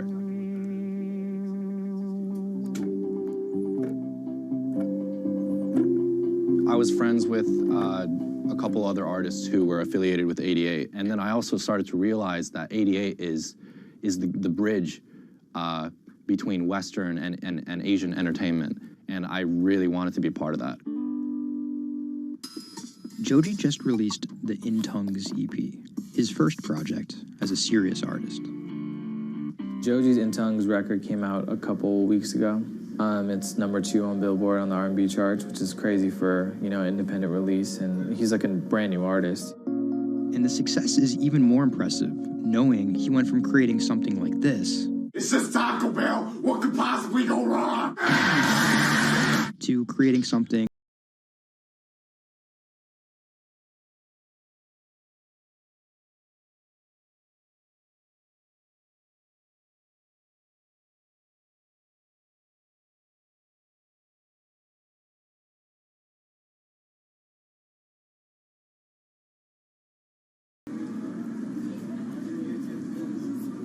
Tonight, Rich Chigga has a show in New York City. Tickets sold out in an hour. I came here, I'm first online. I was here at 1. I was the third person online. So why'd you get here so early? Because I want to see Rich Chigga. I want to touch him. What do you guys think of Joji? He's hot. That's my dad, son. You guys cop the new EP or like? Yeah. I woke up at 6 in the morning just to cop that shit. And then I listened to it, and that shit started making me cry. This is actually kind of exciting. Every time, this never gets old. Like, you live online and social media, but like, there's nothing like just being with the people.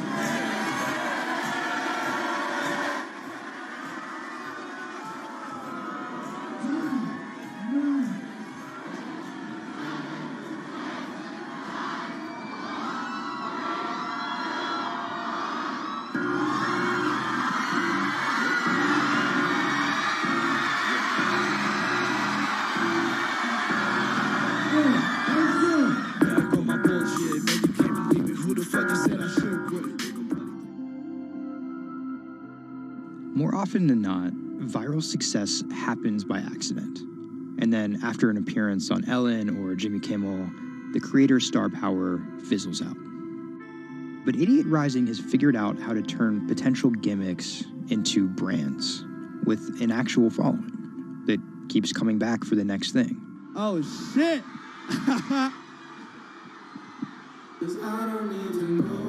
So keep an eye out for Idiot's next move. But more than likely, it won't be covered on network television or terrestrial radio. Although, as they've already proven, nowadays that really doesn't matter.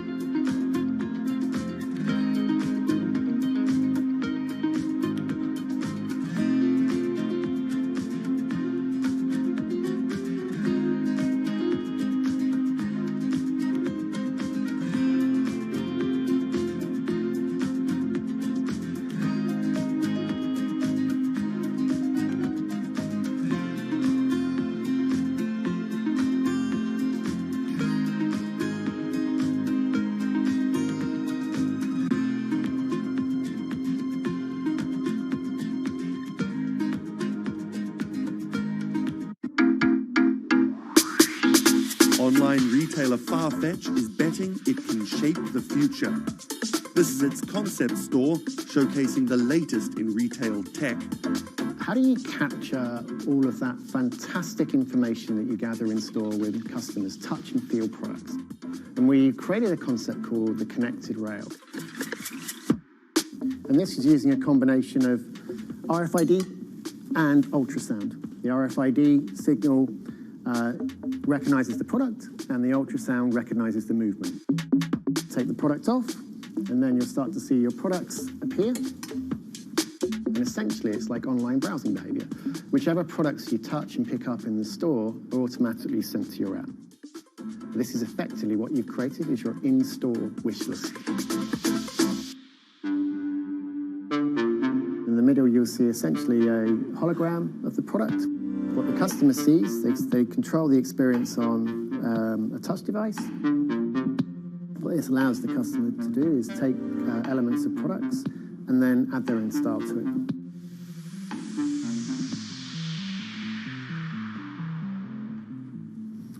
Right, so this is the connected mirror. So in this example, I see my products. I select a coat, and that's tried it, and it's slightly too big for me.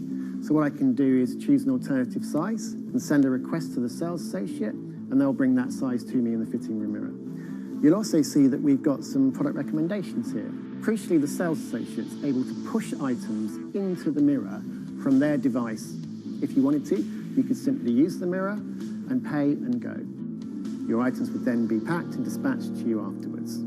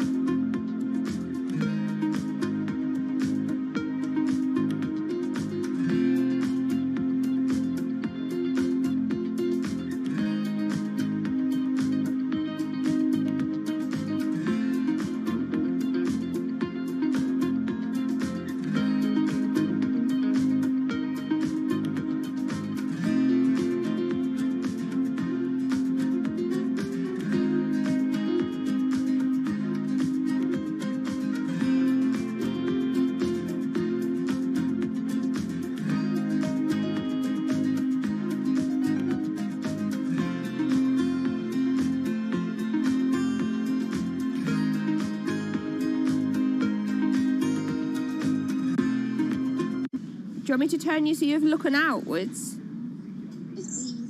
Yes, please. How about there?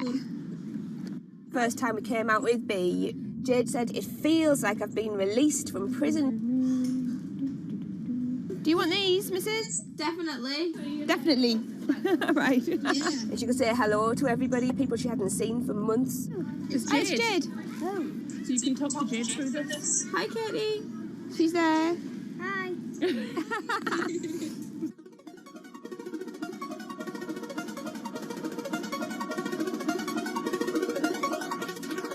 Every time anyone's seen her, they want to know why she's there. And it's kind of the opposite of when you're in a wheelchair and people see you and they kind of go, oh, should I look? I don't know what the right protocol is. When there's a tiny robot with its bright little eyes going around just looking happy everywhere, it really opens you up for conversation. You've got some friends here, look. Hiya. When I saw her for the first time, I remember thinking, this is going to change things. This is one of those points where if this was a book, this would be the cliffhanger.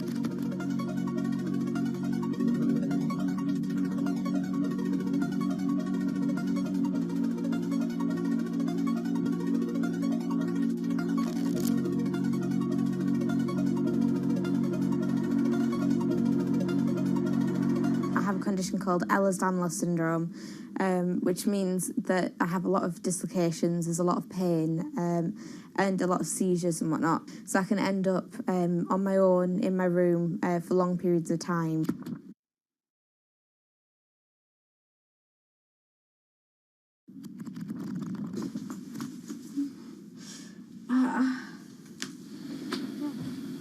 Yeah, my love. A lot of the time, with a condition like my own, of course there's the pain, and the pain is bad, and the dislocations are bad, and the seizures and being in paralysis and never knowing whether you're going to be able to wake up properly tomorrow, that's bad. But what's worse still is being able to count the number of people you see a day on one hand. Are you ready? Sure am, I'm just hoping the connection's going to stay. Yeah, me too. Alright, here we go.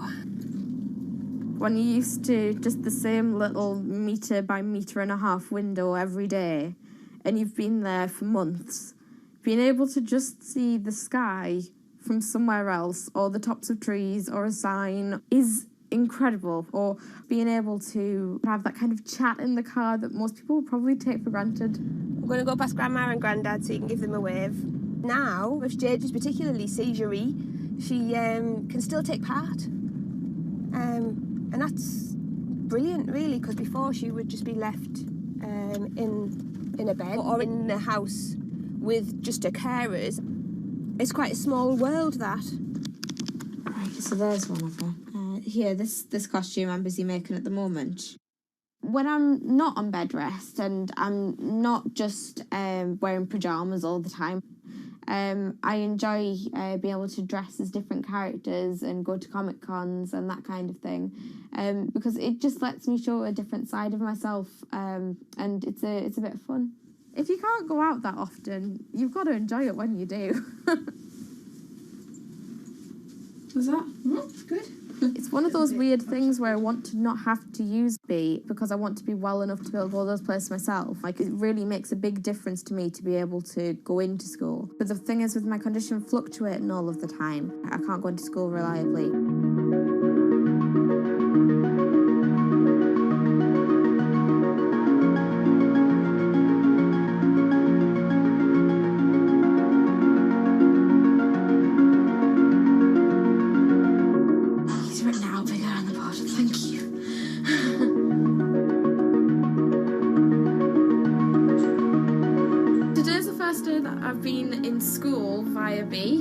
And so far it's interesting. Still a few little things that we need to work out, but for the most part I think it's going fairly well, and it's brilliant because I can really tell the difference between today and yesterday. How yesterday I forced myself to go into school when I wasn't very well and I was really tired afterwards and ended up having loads of seizures, whereas today I've been able to do all of the work. I've been able to keep a clear head and not be ill, which means I'm able to be more focused on my schoolwork. So there is my first step of working, is to simplify root 8. The algebra test is next week. Now I'm trying to make friendships which I'll be able to maintain with B. Before that, I've ended up letting people down quite often. B gives me hope, yeah. She's just always there. And if I can't do something, she can. And if I need sort of assistance to be able to make commitments, then she's there, and she means that I feel like a more valuable person because I'm more reliable.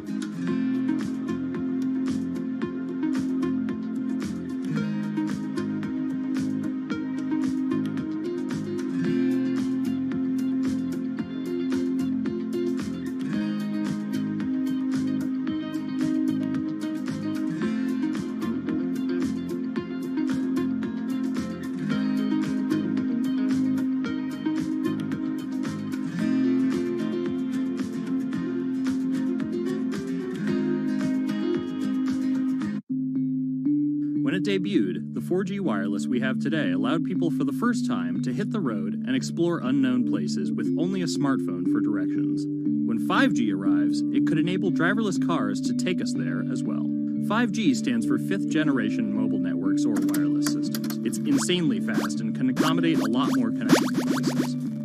But the reason it's being called revolutionary is because 5G will allow connected devices to speak to each other as well as people. Right now we're living in a world where really it's a one-way experience. That's Bloomberg tech reporter Ian King. The network talks to your phone, you look at your phone and access data, then you send something back to the network. What we're being told about 5G is that really for the first time we're going to see machines communicating with each other over mobile networks in a meaningful way. 5G could end up being 100 times faster than what we have now, with speeds that could reach 20 gigabits per second. In plain English, that means downloading a full-length HD movie in seconds. 5G will also increase total bandwidth, which we will need in order to accommodate the growing Internet of Things. We're talking about the class of devices like internet-connected refrigerators, thermostats, dog collars, but 5G will enable many, many more. Things like your utility network, factories, where machines are just sat there not connected at all. Suddenly they're all going to be connected. Suddenly we're going to be able to have real-time monitoring. Other things like cars, like utility poles, like your light, the light poles. But perhaps the biggest advance will be a huge reduction in communication lag time, known as latency. A network of driverless cars will need the speed of 5G to ping each other multiple times per second to avoid collisions. Near instantaneous data transfers could allow doctors to perform surgery remotely with a robotic scalpel. So how will all this work? First, you need to improve network density. And that's just a fancy word for saying you put more towers out there. What we're being told is that's not actually the case with 5G. The idea is 5G will not only use the existing mobile spectrum, but also tap into higher frequencies called millimeter waves. Millimeter waves can carry more data, but only travel short distances. This may mean you'll see a lot more of these base stations around town. And the new towers may have as many as 100 antenna ports, compared to about a dozen on 4G cell towers. So when will we get 5G? Getting 5G ready is expected to cost providers $275 billion over 7 years in the US alone. Look for the first 5G service to pop up in big cities sometime in 2019.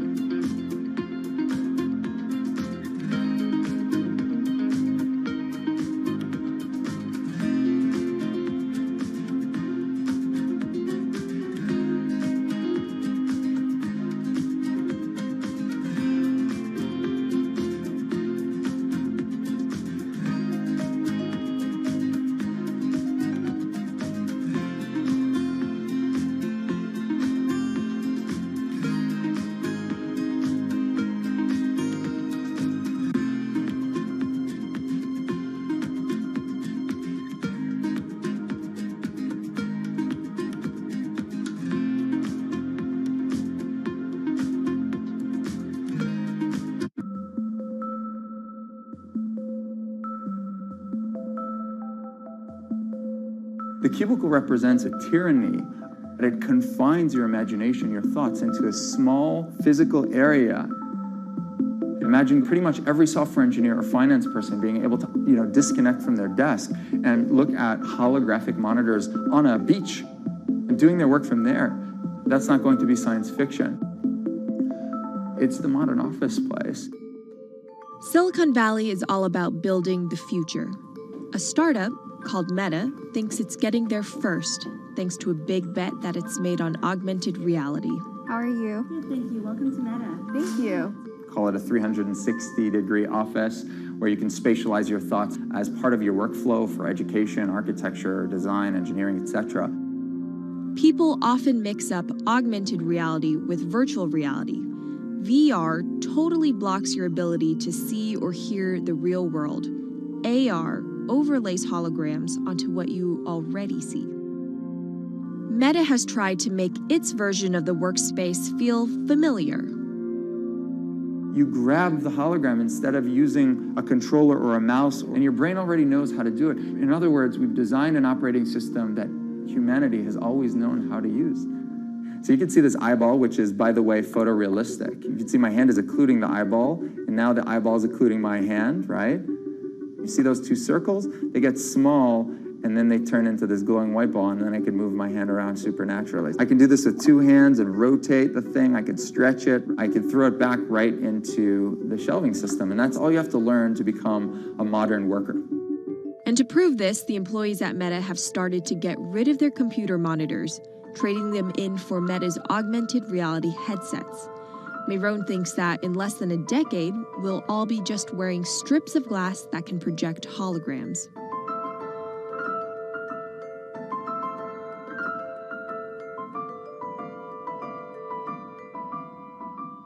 In the early 80s, everybody had computers on their desktop, but no one was using them because they had a lot of work to do. So they were still using typewriters. And at some point, the CEO took all the typewriters away and everybody was forced to use their computers. So it's very exciting to see a new generation of technology, a new paradigm. I consider us like pioneers in the holographic wild. I'm pulling up my browser with my hands and sending out emails to colleagues and just kind of really acclimating to the new environment.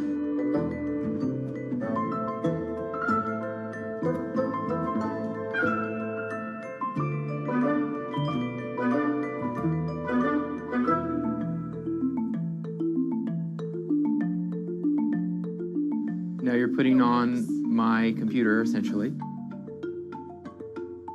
Our digital life. Okay, guys, I'm going to place stop for Bitcoin, 0.5%.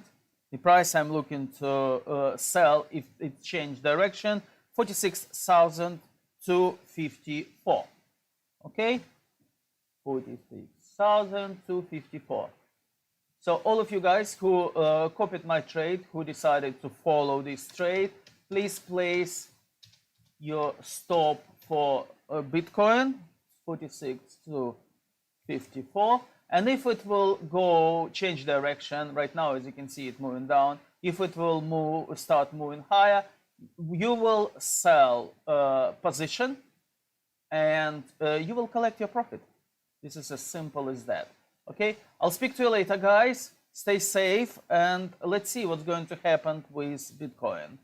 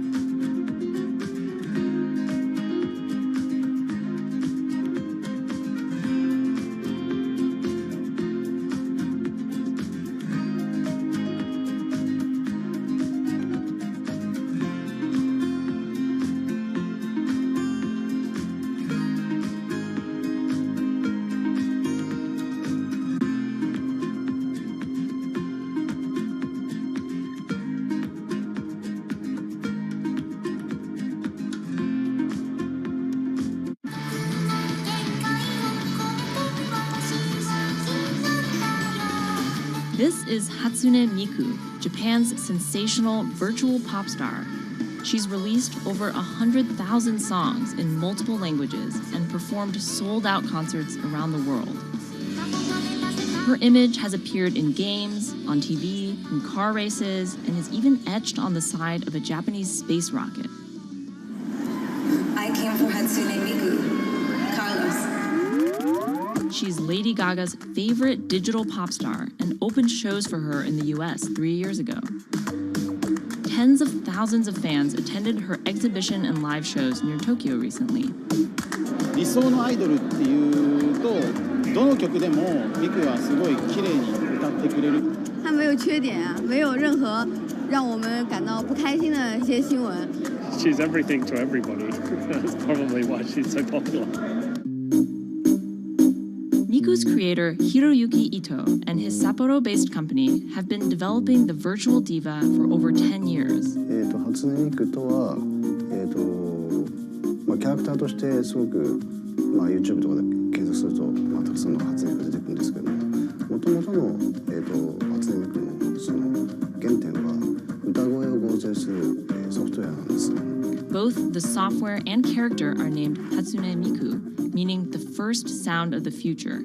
Originally based on Yamaha's Vocaloid technology, Miku the software has a sound bank containing voice samples and a huge array of tools. You input the melody and lyrics, then Miku the character sings them.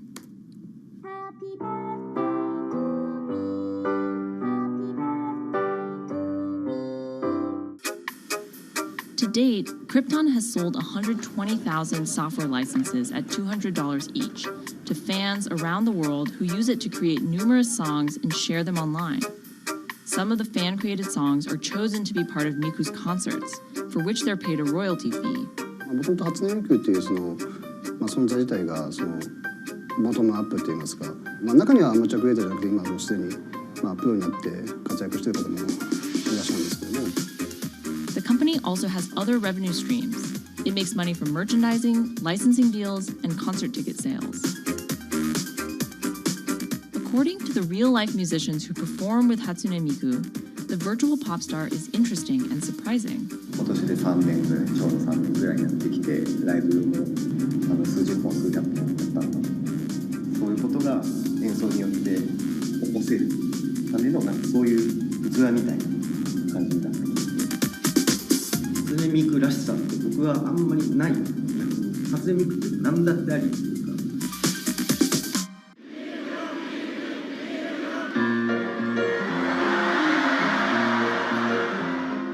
For Ito, Miku has the potential to change the way we think about music.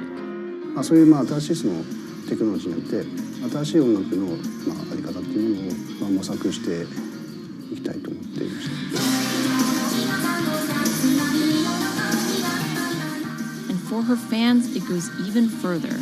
初音ミクって魂がないので、だからみんな魂を作り上げるために存在する。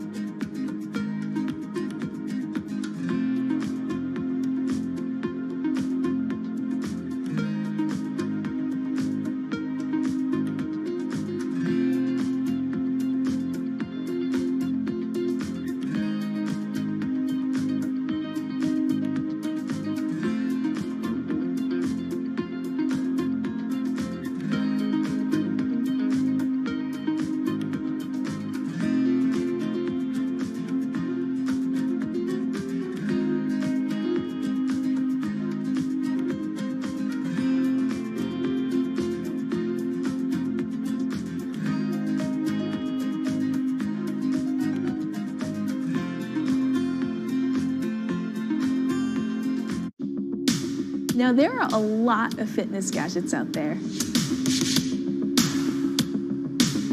In my quest to get fit, I tested 17 of them over the last few months. At least one personal trainer I know was a little bit skeptical. Yeah, I've been watching these new technologies come to the market for almost as long as I've been a personal trainer. They're just tricks and tropes. They're not much different than the Bowflex machines or, to be honest, the original Jane Fonda workout video. But some of these gadgets that are just coming to the market do so much more than what they used to do, just tracking your activities. Out of all of them, this chest strap was my favorite. It comes with a robot coach that points to the future, one where you might not need a human trainer at all. And it works like this. You wear the chest strap so that it can read your heart rate, and that connects to Move's free app that talks to you. Welcome to Move Heart Rate Hit Outdoor Running. Let's get moving and warm up in Zone 2. Move's computerized coach tells you what to do at that exact moment, whether you're running outside or you're doing body weight exercises indoors. Swing your arms faster to get your legs moving quicker. Let's crush this round. And by reading your heart rate, she knows exactly how hard you're working. She keeps you honest. Way to go, you are in the target zone. Keep pushing, you're almost at the end of the round. Don't give up. I've been running for 7 years now, and my biggest problem is that I never push myself hard enough. I end up going on the same slow, comfortable 30-minute jog, but the Move HR Burn blasted me out of that rut. By the end of these half-hour exercises, I was drenched in sweat in a way that I never am when I work out alone. Training with a real person is great, whether that's your group instructor or your coach or your personal trainer. But humans, they're expensive. For the rest of us, this $60 gadget is all you need.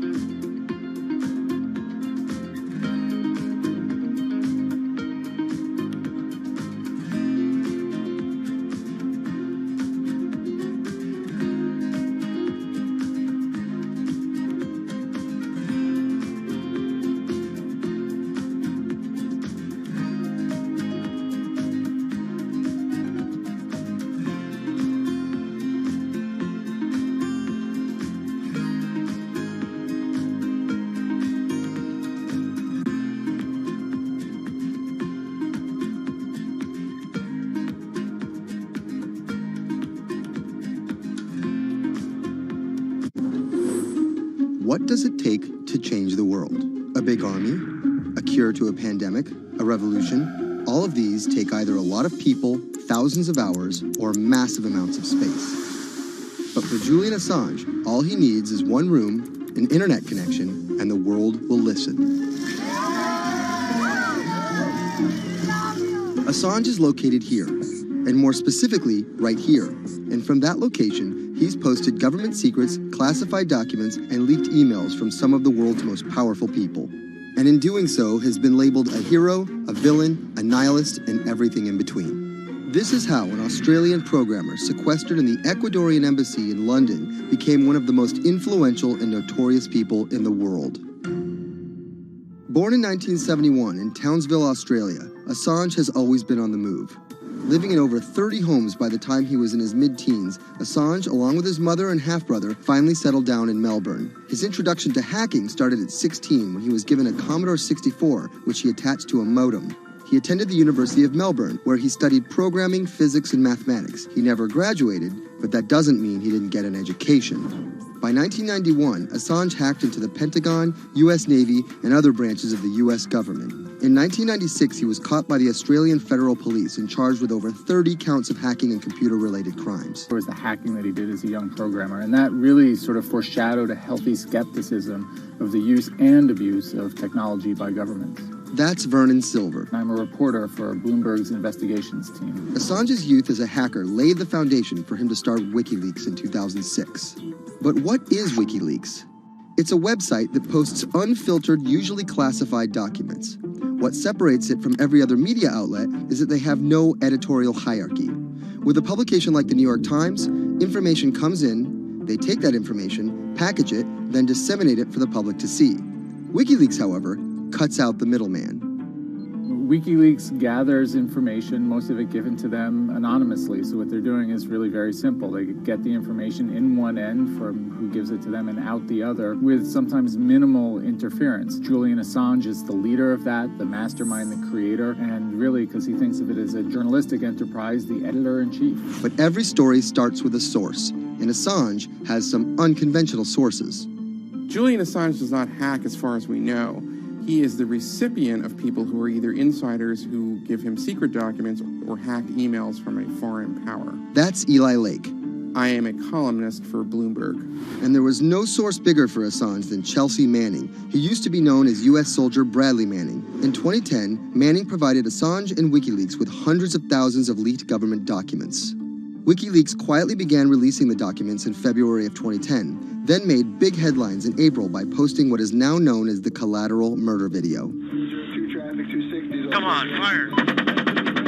It was a vivid, graphic video. It changed the debate on the Iraq War, and importantly, it put WikiLeaks on the map when they put it online, and they couldn't be ignored at that point. And those leaks were just the beginning. They went on to post more than 90,000 leaked documents known as the Afghan war logs, 390,000 documents known as the Iraq war logs, and 250,000 private messages between diplomats called cables in what is now known as Cablegate.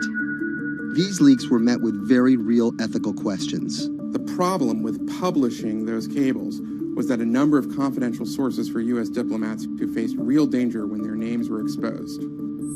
Then Secretary of State Hillary Clinton drove the point home that every country, including the United States, must be able to have candid conversations about the people and nations with whom they deal. Shortly after Cablegate, the Swedish government issued an arrest warrant for Assange on allegations of rape and molestation. He claimed the allegations were fabricated to get him extradited to the United States, a claim the U.S. government denied. Either way, Assange's next move was to seek refuge in the Ecuadorian embassy, which really was the beginning of the new chapter in his life and what we're dealing with now, which is him being stuck in London. What was supposed to be an office in an embassy is now Assange's self-imposed prison to this very day. But that doesn't mean he's slowed down. Since being trapped in the embassy, WikiLeaks has released files about Guantanamo Bay prisoners, Syrian political figures, and the draft to the Trans-Pacific Partnership. And then came the 2016 U.S. election. Thousands of leaked emails showed Democratic Party officials possibly plotting against Bernie Sanders in his race against Hillary Clinton. Over the course of 68 days, WikiLeaks released 20,000 confidential Democratic National Committee emails. In terms of the presidential race, if you look right here, when Assange released the first batch of emails, Trump actually takes his first lead against Clinton. I think we've had enough of the Clintons, in all fairness. Don't you think? Once WikiLeaks started exposing secrets of the Democratic Party, Julian Assange became a hero to many on the right. Public opinion kind of flip-flopped. WikiLeaks. From the emails, we now know Hillary Clinton's campaign manager makes risotto, and also how the DNC squashed Bernie Sanders' campaign. One thing we don't know is who gave Assange the stolen emails in the first place. Many leading Democrats say they suspect it was the Russians. They released an analysis from a private cybersecurity firm that had said it was the Russians. But Assange claims our source is not the Russian government, and it is not a state party. So this is where we stand today. The public still doesn't know who provided the emails to WikiLeaks. Meanwhile, Assange is still running WikiLeaks and still releasing documents. In March 2017, he started publishing documents from the CIA's Center for Cyber Intelligence called Vault 7. The CIA, the agency charged with finding and keeping our top secrets, can't keep its own secrets. As long as Assange has a connection to the world, no government secret will be too far from exposure. Julian Assange is still in the embassy. Maybe he'll leave, maybe he won't. Kind of regardless, his work has been done. He's changed the way people think about their governments, about their own secrets, about their own hackability, and really the world has changed because of him.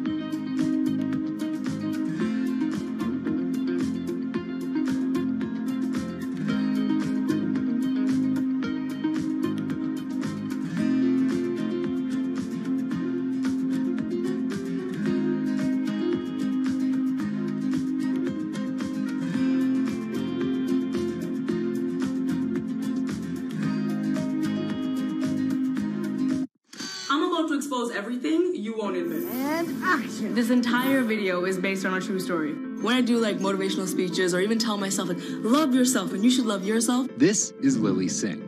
But to fans all over the world, she's the YouTube star Superwoman. What if everyone's a girl, Superwoman? I know we can change the world for the better, one positive day at a time. My parents now know what I do. They didn't know what I did for a long time in the beginning of my career. I was just making videos in my room. They had no idea. Mom, Dad, have you seen my keys? I can't find them anywhere.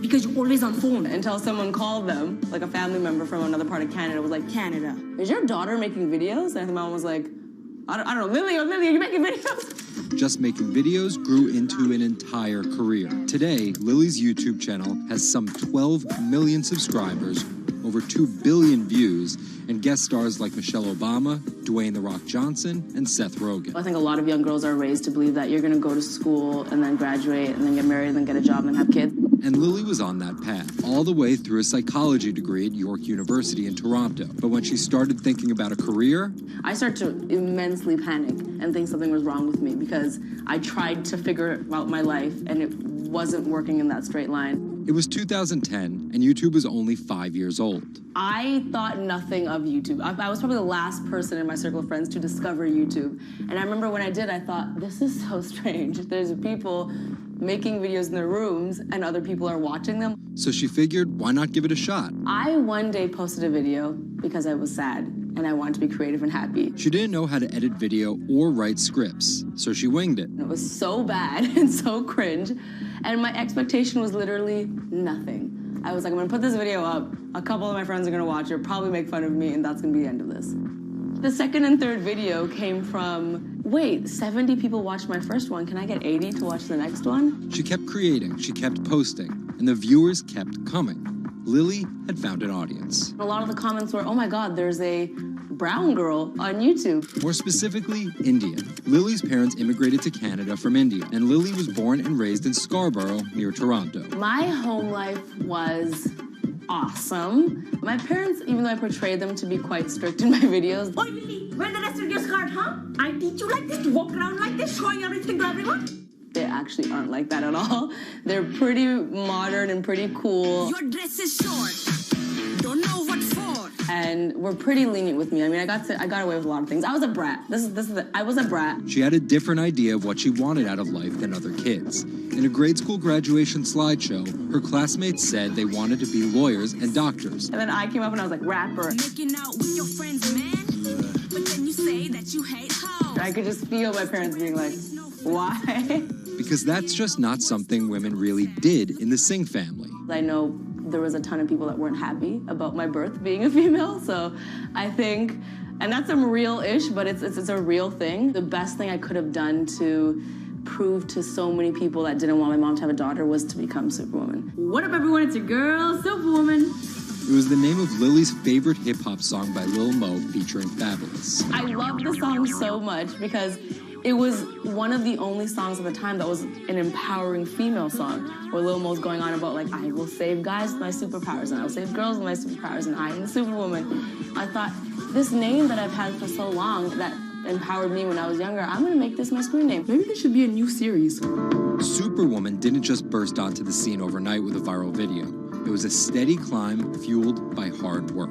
The moment that I thought this is going somewhere and this could be a career was the first time I performed internationally. It was in India. And it was the first time where I was truly across the world and people knew my videos. Singh has transformed herself from a bratty kid to an internet personality to a media mogul. She starred in a feature film, A Trip to Unicorn Island, in 2016. And her book, How to Be a Boss, hit the New York Times bestseller list in 2017 while she was on a 30-city international tour.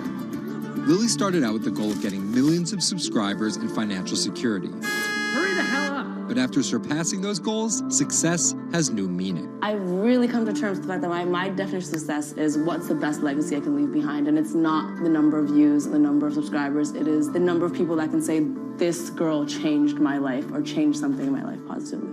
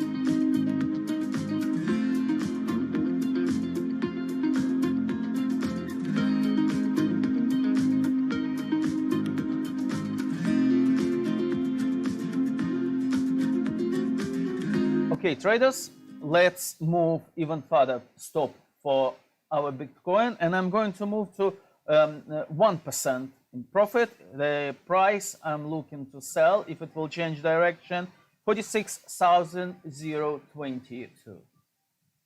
Okay, let's change to this.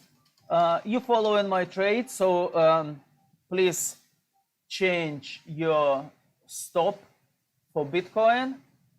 Other people who just discovered this channel or decided to follow me or wanted to get the strategy, you need to go to company.co.uk and get the strategy, so you can trade other securities, not just we have on the screen. Okay, I'll speak to you later. We still hold this position, so let's see if it will move even lower. We will increase our stop. Stay safe. I'll speak to you later, guys.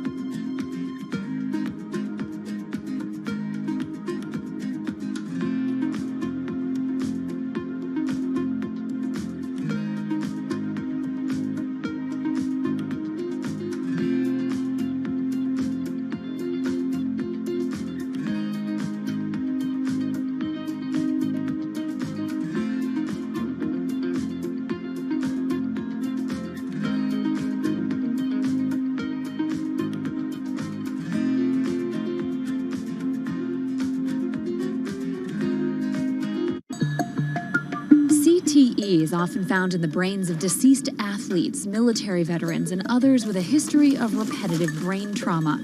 Hundreds have donated their brains to the VA Boston University Concussion Legacy Foundation Brain Bank. This is a former NFL player who died in his early 70s, and this is a veteran who also died in his early 70s.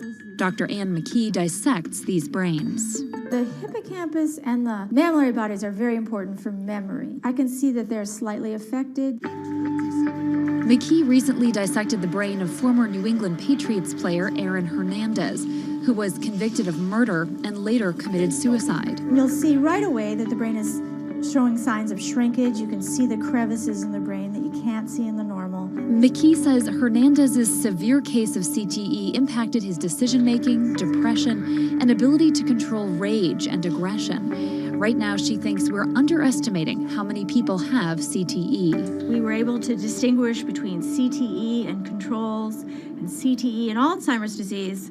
The next question is, can we do this in the blood, and can we do this in living people? And we aren't there yet with those answers. But the need for a diagnosis in the living is motivating companies such as Quanterix in Lexington, Massachusetts, to work faster on technology that could diagnose concussions and CTE in as few as 30 minutes. Kevin Rosovsky is the CEO. It's like a high-powered microscope. And so by doing that, we can see little biomarkers that you couldn't see before in the blood. Quanterix received a grant from the NFL and just went public. Since then, its stock is up more than 40%.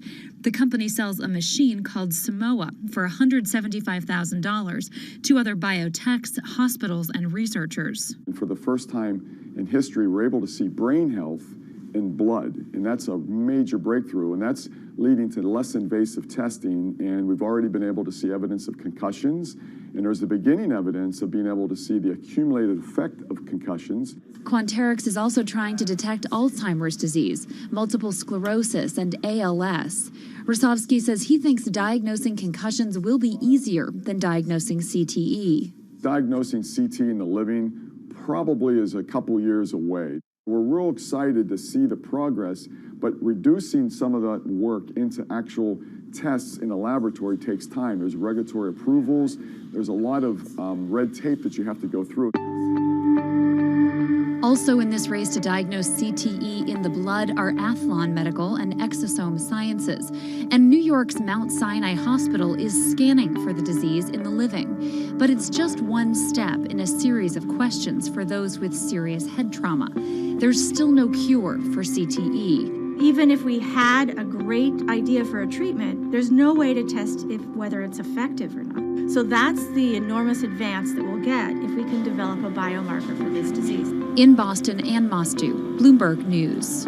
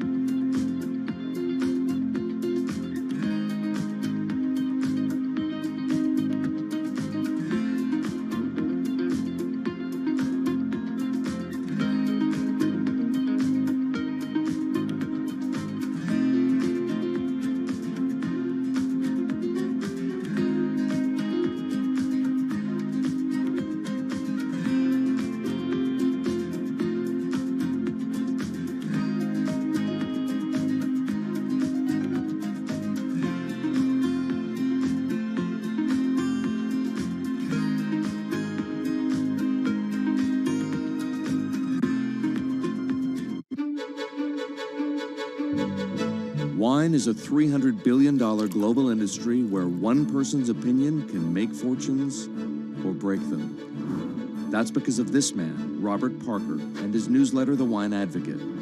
For 3 decades, he dominated as the world's most influential wine critic. Now Parker's protege is building an empire of his own. Antonio Galloni runs Venice. Antonio, tell me, what are you trying to build at Venice? Well, at Venice, we started with the idea in 2013 of building a world-class platform. We have a database of about 250,000 professionally written reviews. On Delectable, we have 7 million user reviews. Through Delectable, we also have a partnership with Whole Foods and several other partnerships that we can't announce just yet. And when you put that all together, what we have is something that no other company in our space can even come close to. Do you think of yourself as the next Parker? Not at all. Why? Because Steve Jobs said you can't live your life trying to be somebody else. So he's one of my biggest influences, and I've never wanted to be a replica of somebody else because a replica is never as good as the original. Bob is a genius, fantastic, one of a kind. We're going to be something completely different, and I have no desire to be some version of somebody else. Different in what way? Every decision that I've made at this company is completely anathemic to what Bob did with his company. I want our writers to be partners. All of my senior people are locked into the company. They all have equity or they have a path to equity based on business results. That's something that we never had at Parker. Our benefits are world-class, and everything that we've done at Venice is completely different from that model. When Steve Tanzer, who is the most experienced active wine critic in America, wants to work with us, that says something. When Alessandro Masnaghetti, who's the best cartographer of vineyards, wants to work with us, that says something. When Neil Martin, who's a superstar wine critic with enormous experience in Bordeaux and Burgundy and the former lead critic at The Advocate, wants to come and be part of our team, that says something. You make it sound like The Wine Advocate was a disaster as a company and a miserable experience as an employee. No, it was great because I got to work with Bob Parker when he was at his prime, you know, and Bob was like a second father to me, and we talked on the phone all the time, and he gave me great advice. Can anyone's palate dominate the wine criticism business the way Parker's did, and should anyone's palate dominate it the way his did? I just think the world is very different today. You know, I mean, it's just a totally different world. It's probably not healthy to have a single person dominating the world. It's not even wine criticism, it's the wine industry. Yeah, that's probably not the healthiest thing in the world.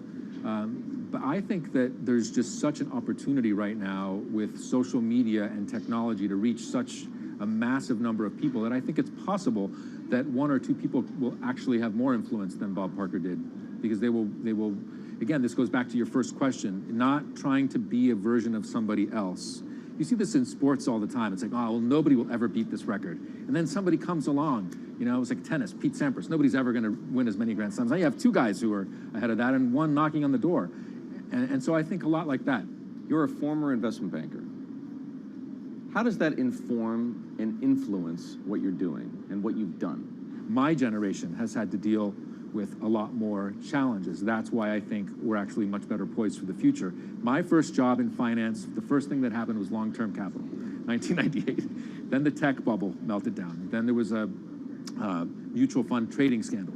You know, that was all like within about 5 or 6 years. And these are the things that I had to deal with as a young executive. My peers who were 20 years older didn't know how to manage in crisis. They'd only seen Black Monday. They'd just been in a big bull market. It's very different. So I'm very lucky. People of my generation or a little bit younger have actually had to deal with a lot more crises. I think that's actually good for learning how to cope with challenges in business. From the outside, it kind of looks like you're trying to demolish the house that Parker built, right? You left The Wine Advocate. Yeah. You merged with one of his chief rivals. Yeah. And you just hired his successor, Neil Martin. Mm-hmm. So are you? I think what that says is that all the best people want to work at our company. And that's really what we strive to create starting in 2013. We wanted to create a world-class company that would attract the best-in-class talent, and not just on the content side, on the technology side, on the digital side, our office, and at every level, what we're trying to, we only hire superstars, and we're looking for those superstars.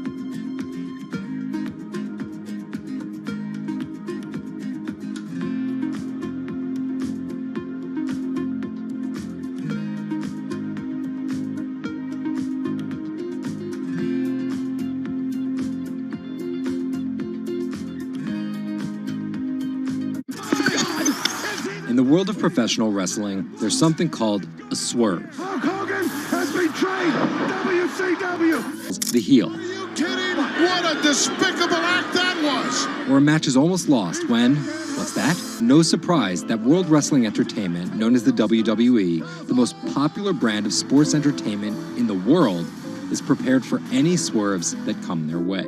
So here's the story of how the WWE learned to see the swerve coming.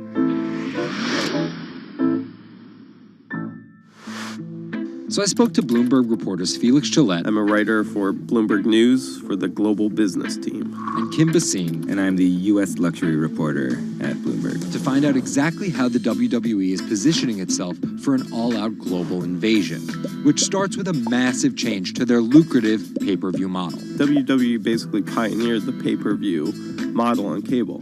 I remember as a kid, when the pay-per-view events came up, all of our friends would scramble around and try and get one of the parents to pay for it. But in 2014, they took a huge risk. They saw a little bit sooner than some of the other entertainment brands that where this whole thing was moving was away from cable and satellite television and towards on-demand streaming video apps. They made this risky decision, in essence, cannibalizing that pay-per-view model, which they had essentially built. And after some early turbulence, it's working. Roughly 1.5 million people are paying $9.99 a month for the WWE app, making it the 5th most popular streaming OTT service. This adapt-or-die approach is in the WWE's DNA. Over the past 30 years, the company always seems to think 2 steps ahead. In the early 90s, WWE was at its most threatened when Ted Turner took them on with WCW, which stands for World Championship Wrestling. And back then, the WCW was winning the ratings war. So in order to compete with them, WWE had changed its product from a family-friendly kind of cartoonish style to this really raw. That's why they called their show Raw. It was this raw style of wrestling. With violent, outrageous, reality-inspired plot lines and aggressive personas. From a 16-foot ladder! And they won that fight against Ted Turner. And they bought WCW. The early 2000s ushered in an era of testosterone-driven programming aimed at the red-blooded American male. Bra and panties matches, and people smash each other over their head with like barbed wire bats and things like that. Until 2015, when WWE fans started a hashtag Give Divas a Chance. Since then, WWE has hired 40 more female wrestlers, and that growing cast of female characters was part of a much larger plan. They started to try to appeal to a broader set of people. Let's attract more female fans. And after we've attracted more female fans, let's attract more international fans. They're broadening their base, and they're doing that in large part to make it more advertising friendly. And not just friendly to advertisers. They're trying to build up their fan base in China. They're trying to build up their fan base in Europe. They, already have a pretty good fan base in India. India is a place where they already have an established wrestling culture. Because of the gigantic Indian wrestler, the Great Khali. But there's still a lot of work to do. While the WWE set a revenue record in 2017, only 30% of it is coming from an overseas audience. And there's one person whose responsibility is to grow that number. The buck eventually stops at Vince McMahon, no matter what's happening within WWE. Yeah, he's a very controlling guy, and it's a very, very, very tightly scripted company. And that goes all the way down the board to the big stars' entrance music.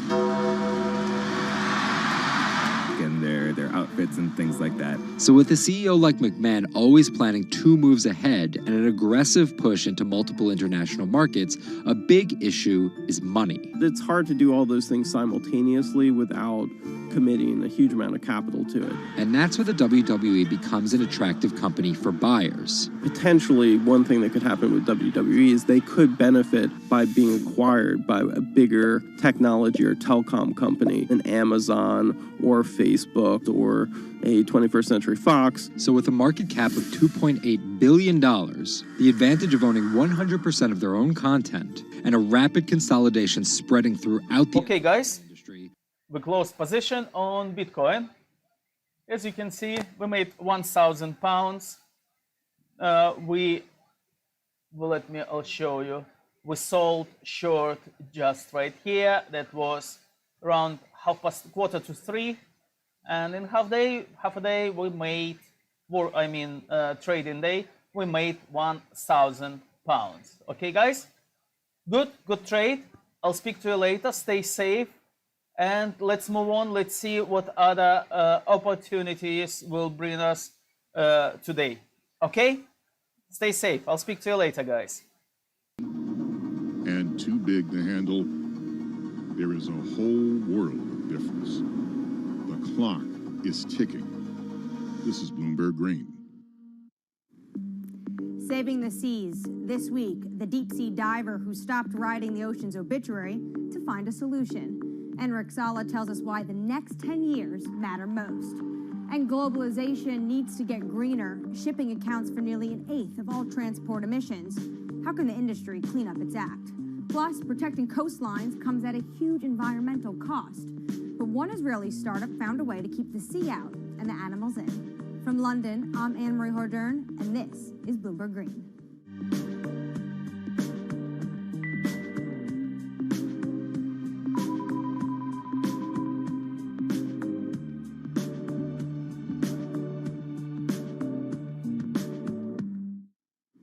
After more than a decade of studying the ocean as an academic, Enric Sala realized he was writing the ocean's obituary. He quit his job and became a full-time conservationist.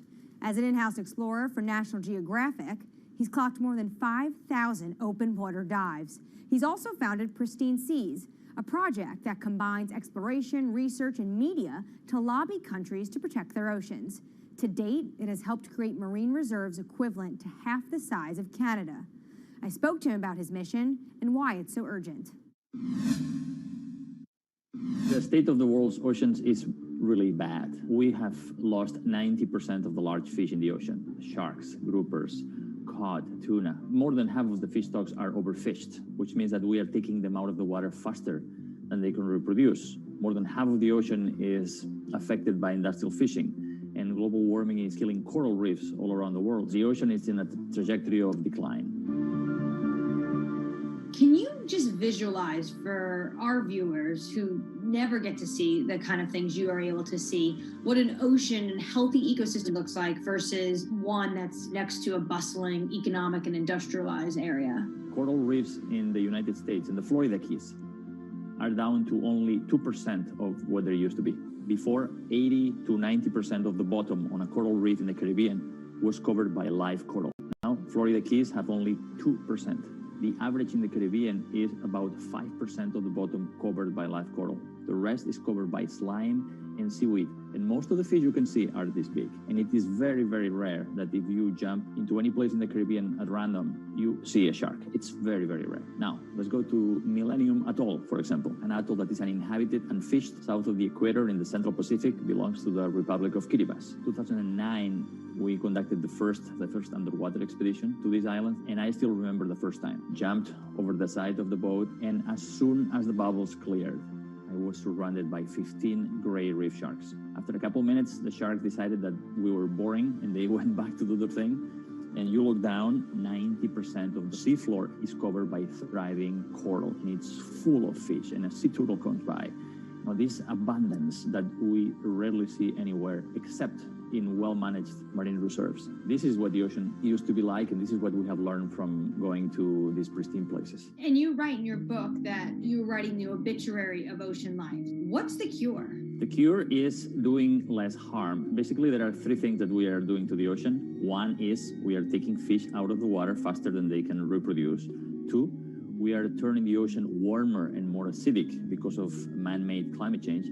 And three, we are throwing in everything that we don't want, our waste and our plastic. We need basically to reverse these trends. Does this mean that a lot of this falls to governments and their policies? That's a big part of it, because it is governments that regulate fishing and mineral extraction and oil extraction. It is governments that have the legal authority to create large marine reserves in the ocean. But also, local communities have an important role to play, because some of the most successful protected areas in the ocean are community-led and community-managed marine reserves. So when the fish come back, the divers come in. And that creates huge economic opportunities through ecotourism. These areas that are managed by communities are very successful because the communities have a vested interest in having as many fish as possible inside them so they can enjoy the benefits. What from the pandemic has changed your view when it comes to protection of the environment? Nature has given us a very strong signal of how fast it can recover if we just give it space. Everybody was fascinated by all these videos of the whales and the dolphins coming into marinas and mountain lions on the streets of Santiago in Chile, wild goats in the UK. Nature has this extraordinary ability to bounce back if we just give it space. This is why we need to protect at least 30% of the planet by 2030. How do healthy marine ecosystems help in the fight against climate change, though?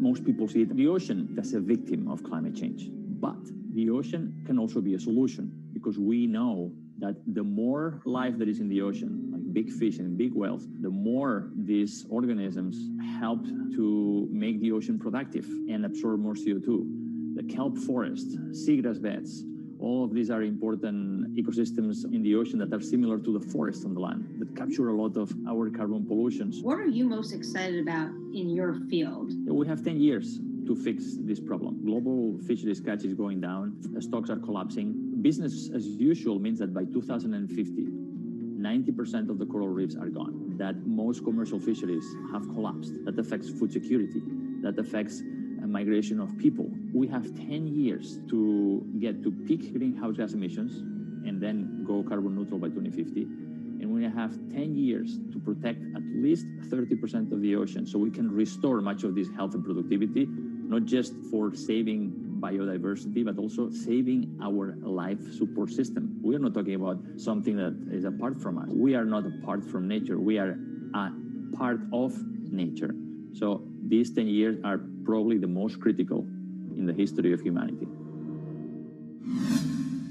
The most accurate measurements of changing oceans will come from space. While Enric Sala explores what lies beneath, a new satellite is giving us data from above. We'll learn more about our oceans and climate change, but from space. A new satellite's been launched from California. Its mission: track the accelerating rise of sea levels. Well, the main instruments on board include a dual-frequency radar altimeter.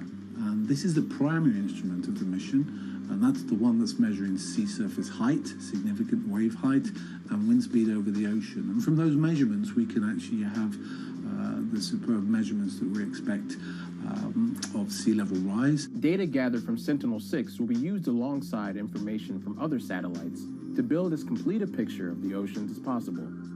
With a long record, we can precisely measure the acceleration. We eventually can detect new regime, tipping points. For example, if there is a runaway in the melting of Greenland or Antarctica, sea level will record this runaway change because it is an integrator of all changes that are occurring in the climate system. So we will be able to see some change, big change in the global climate. The National Oceanic and Atmospheric Administration expects that sea level rise will increasingly threaten U.S. coastlines. One example, the southern tip of Manhattan is expected to flood 20 to 40 times a year by 2030. 11 of the 15 largest megacities are located at the coast, and this number will double. The number of people living in coastal area will double by 2060.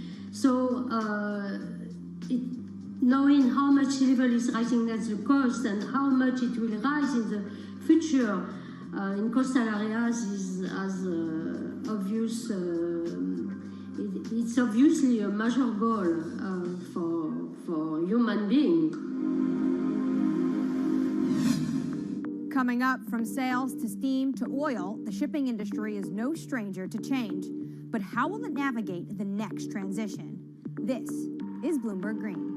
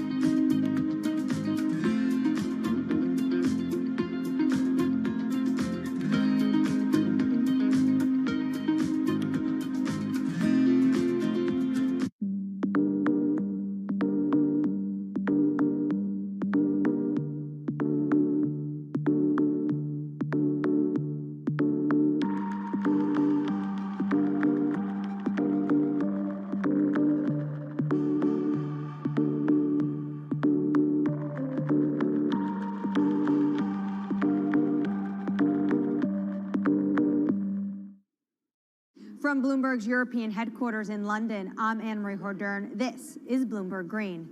Now, for your roundup of this week's latest climate news, Jennifer Zabazaja has your Green in Brief. Here's the climate news you need to know. Deforestation of the world's largest rainforest has hit a 12-year high. More than 4,000 square miles of the Amazon rainforest was destroyed in 2020. That's a 9.5% increase from a year earlier.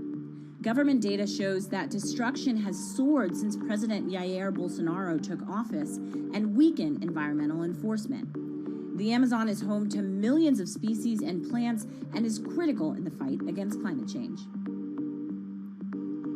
Bitcoin is hitting all-time highs, but at what cost to the environment? The cryptocurrency is energy intensive, and there are concerns if it becomes mainstream.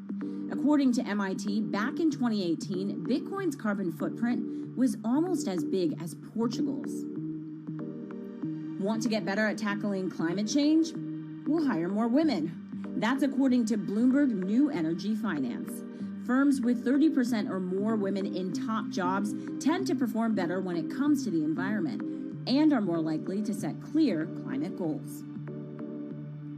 Shopping online is more popular than ever now, but the price of convenience is measured in CO2, and more deliveries means more fuel burned and more packaging wasted. So what can companies do?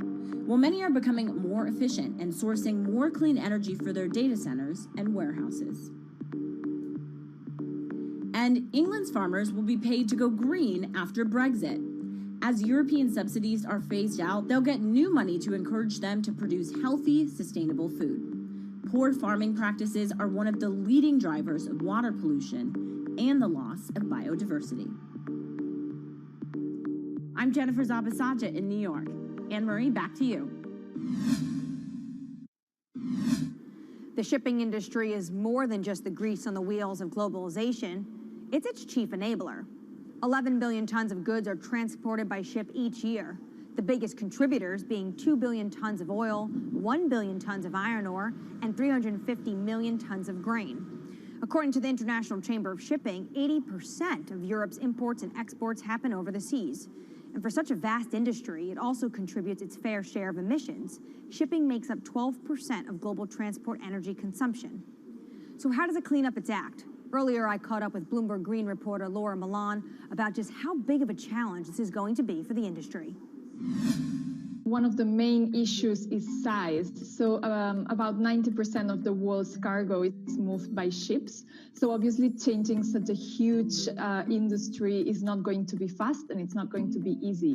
The second issue has to do with technology. So ships obviously travel for many days at sea. It's not as easy for them to refuel as it would be for a car, for example, going on a road.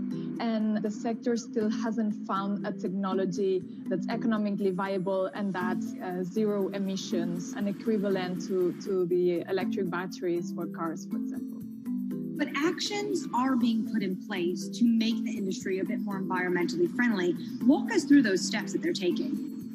That's it. So there's a first step that would involve using low emission fuels or biofuels that would significantly reduce the existing emissions. And then at a regulatory level, when it comes to the policy and the governments, there are steps being made as well. I would say that the most significant ones come from the European Union, which started to track emissions a few years ago and is now looking to include shipping emissions in the emissions trading system. So that would significantly reduce and help calculate the emissions from the shipping industry. Now, China is taking similar steps. So at the moment, regions need to report shipping emissions to the central government. And finally, we have the International Maritime Organization with a pledge to reduce shipping emissions by 50% in 2050. Now, we must say that that pledge has been considered insufficient by environmental groups, but at least some steps are being taken.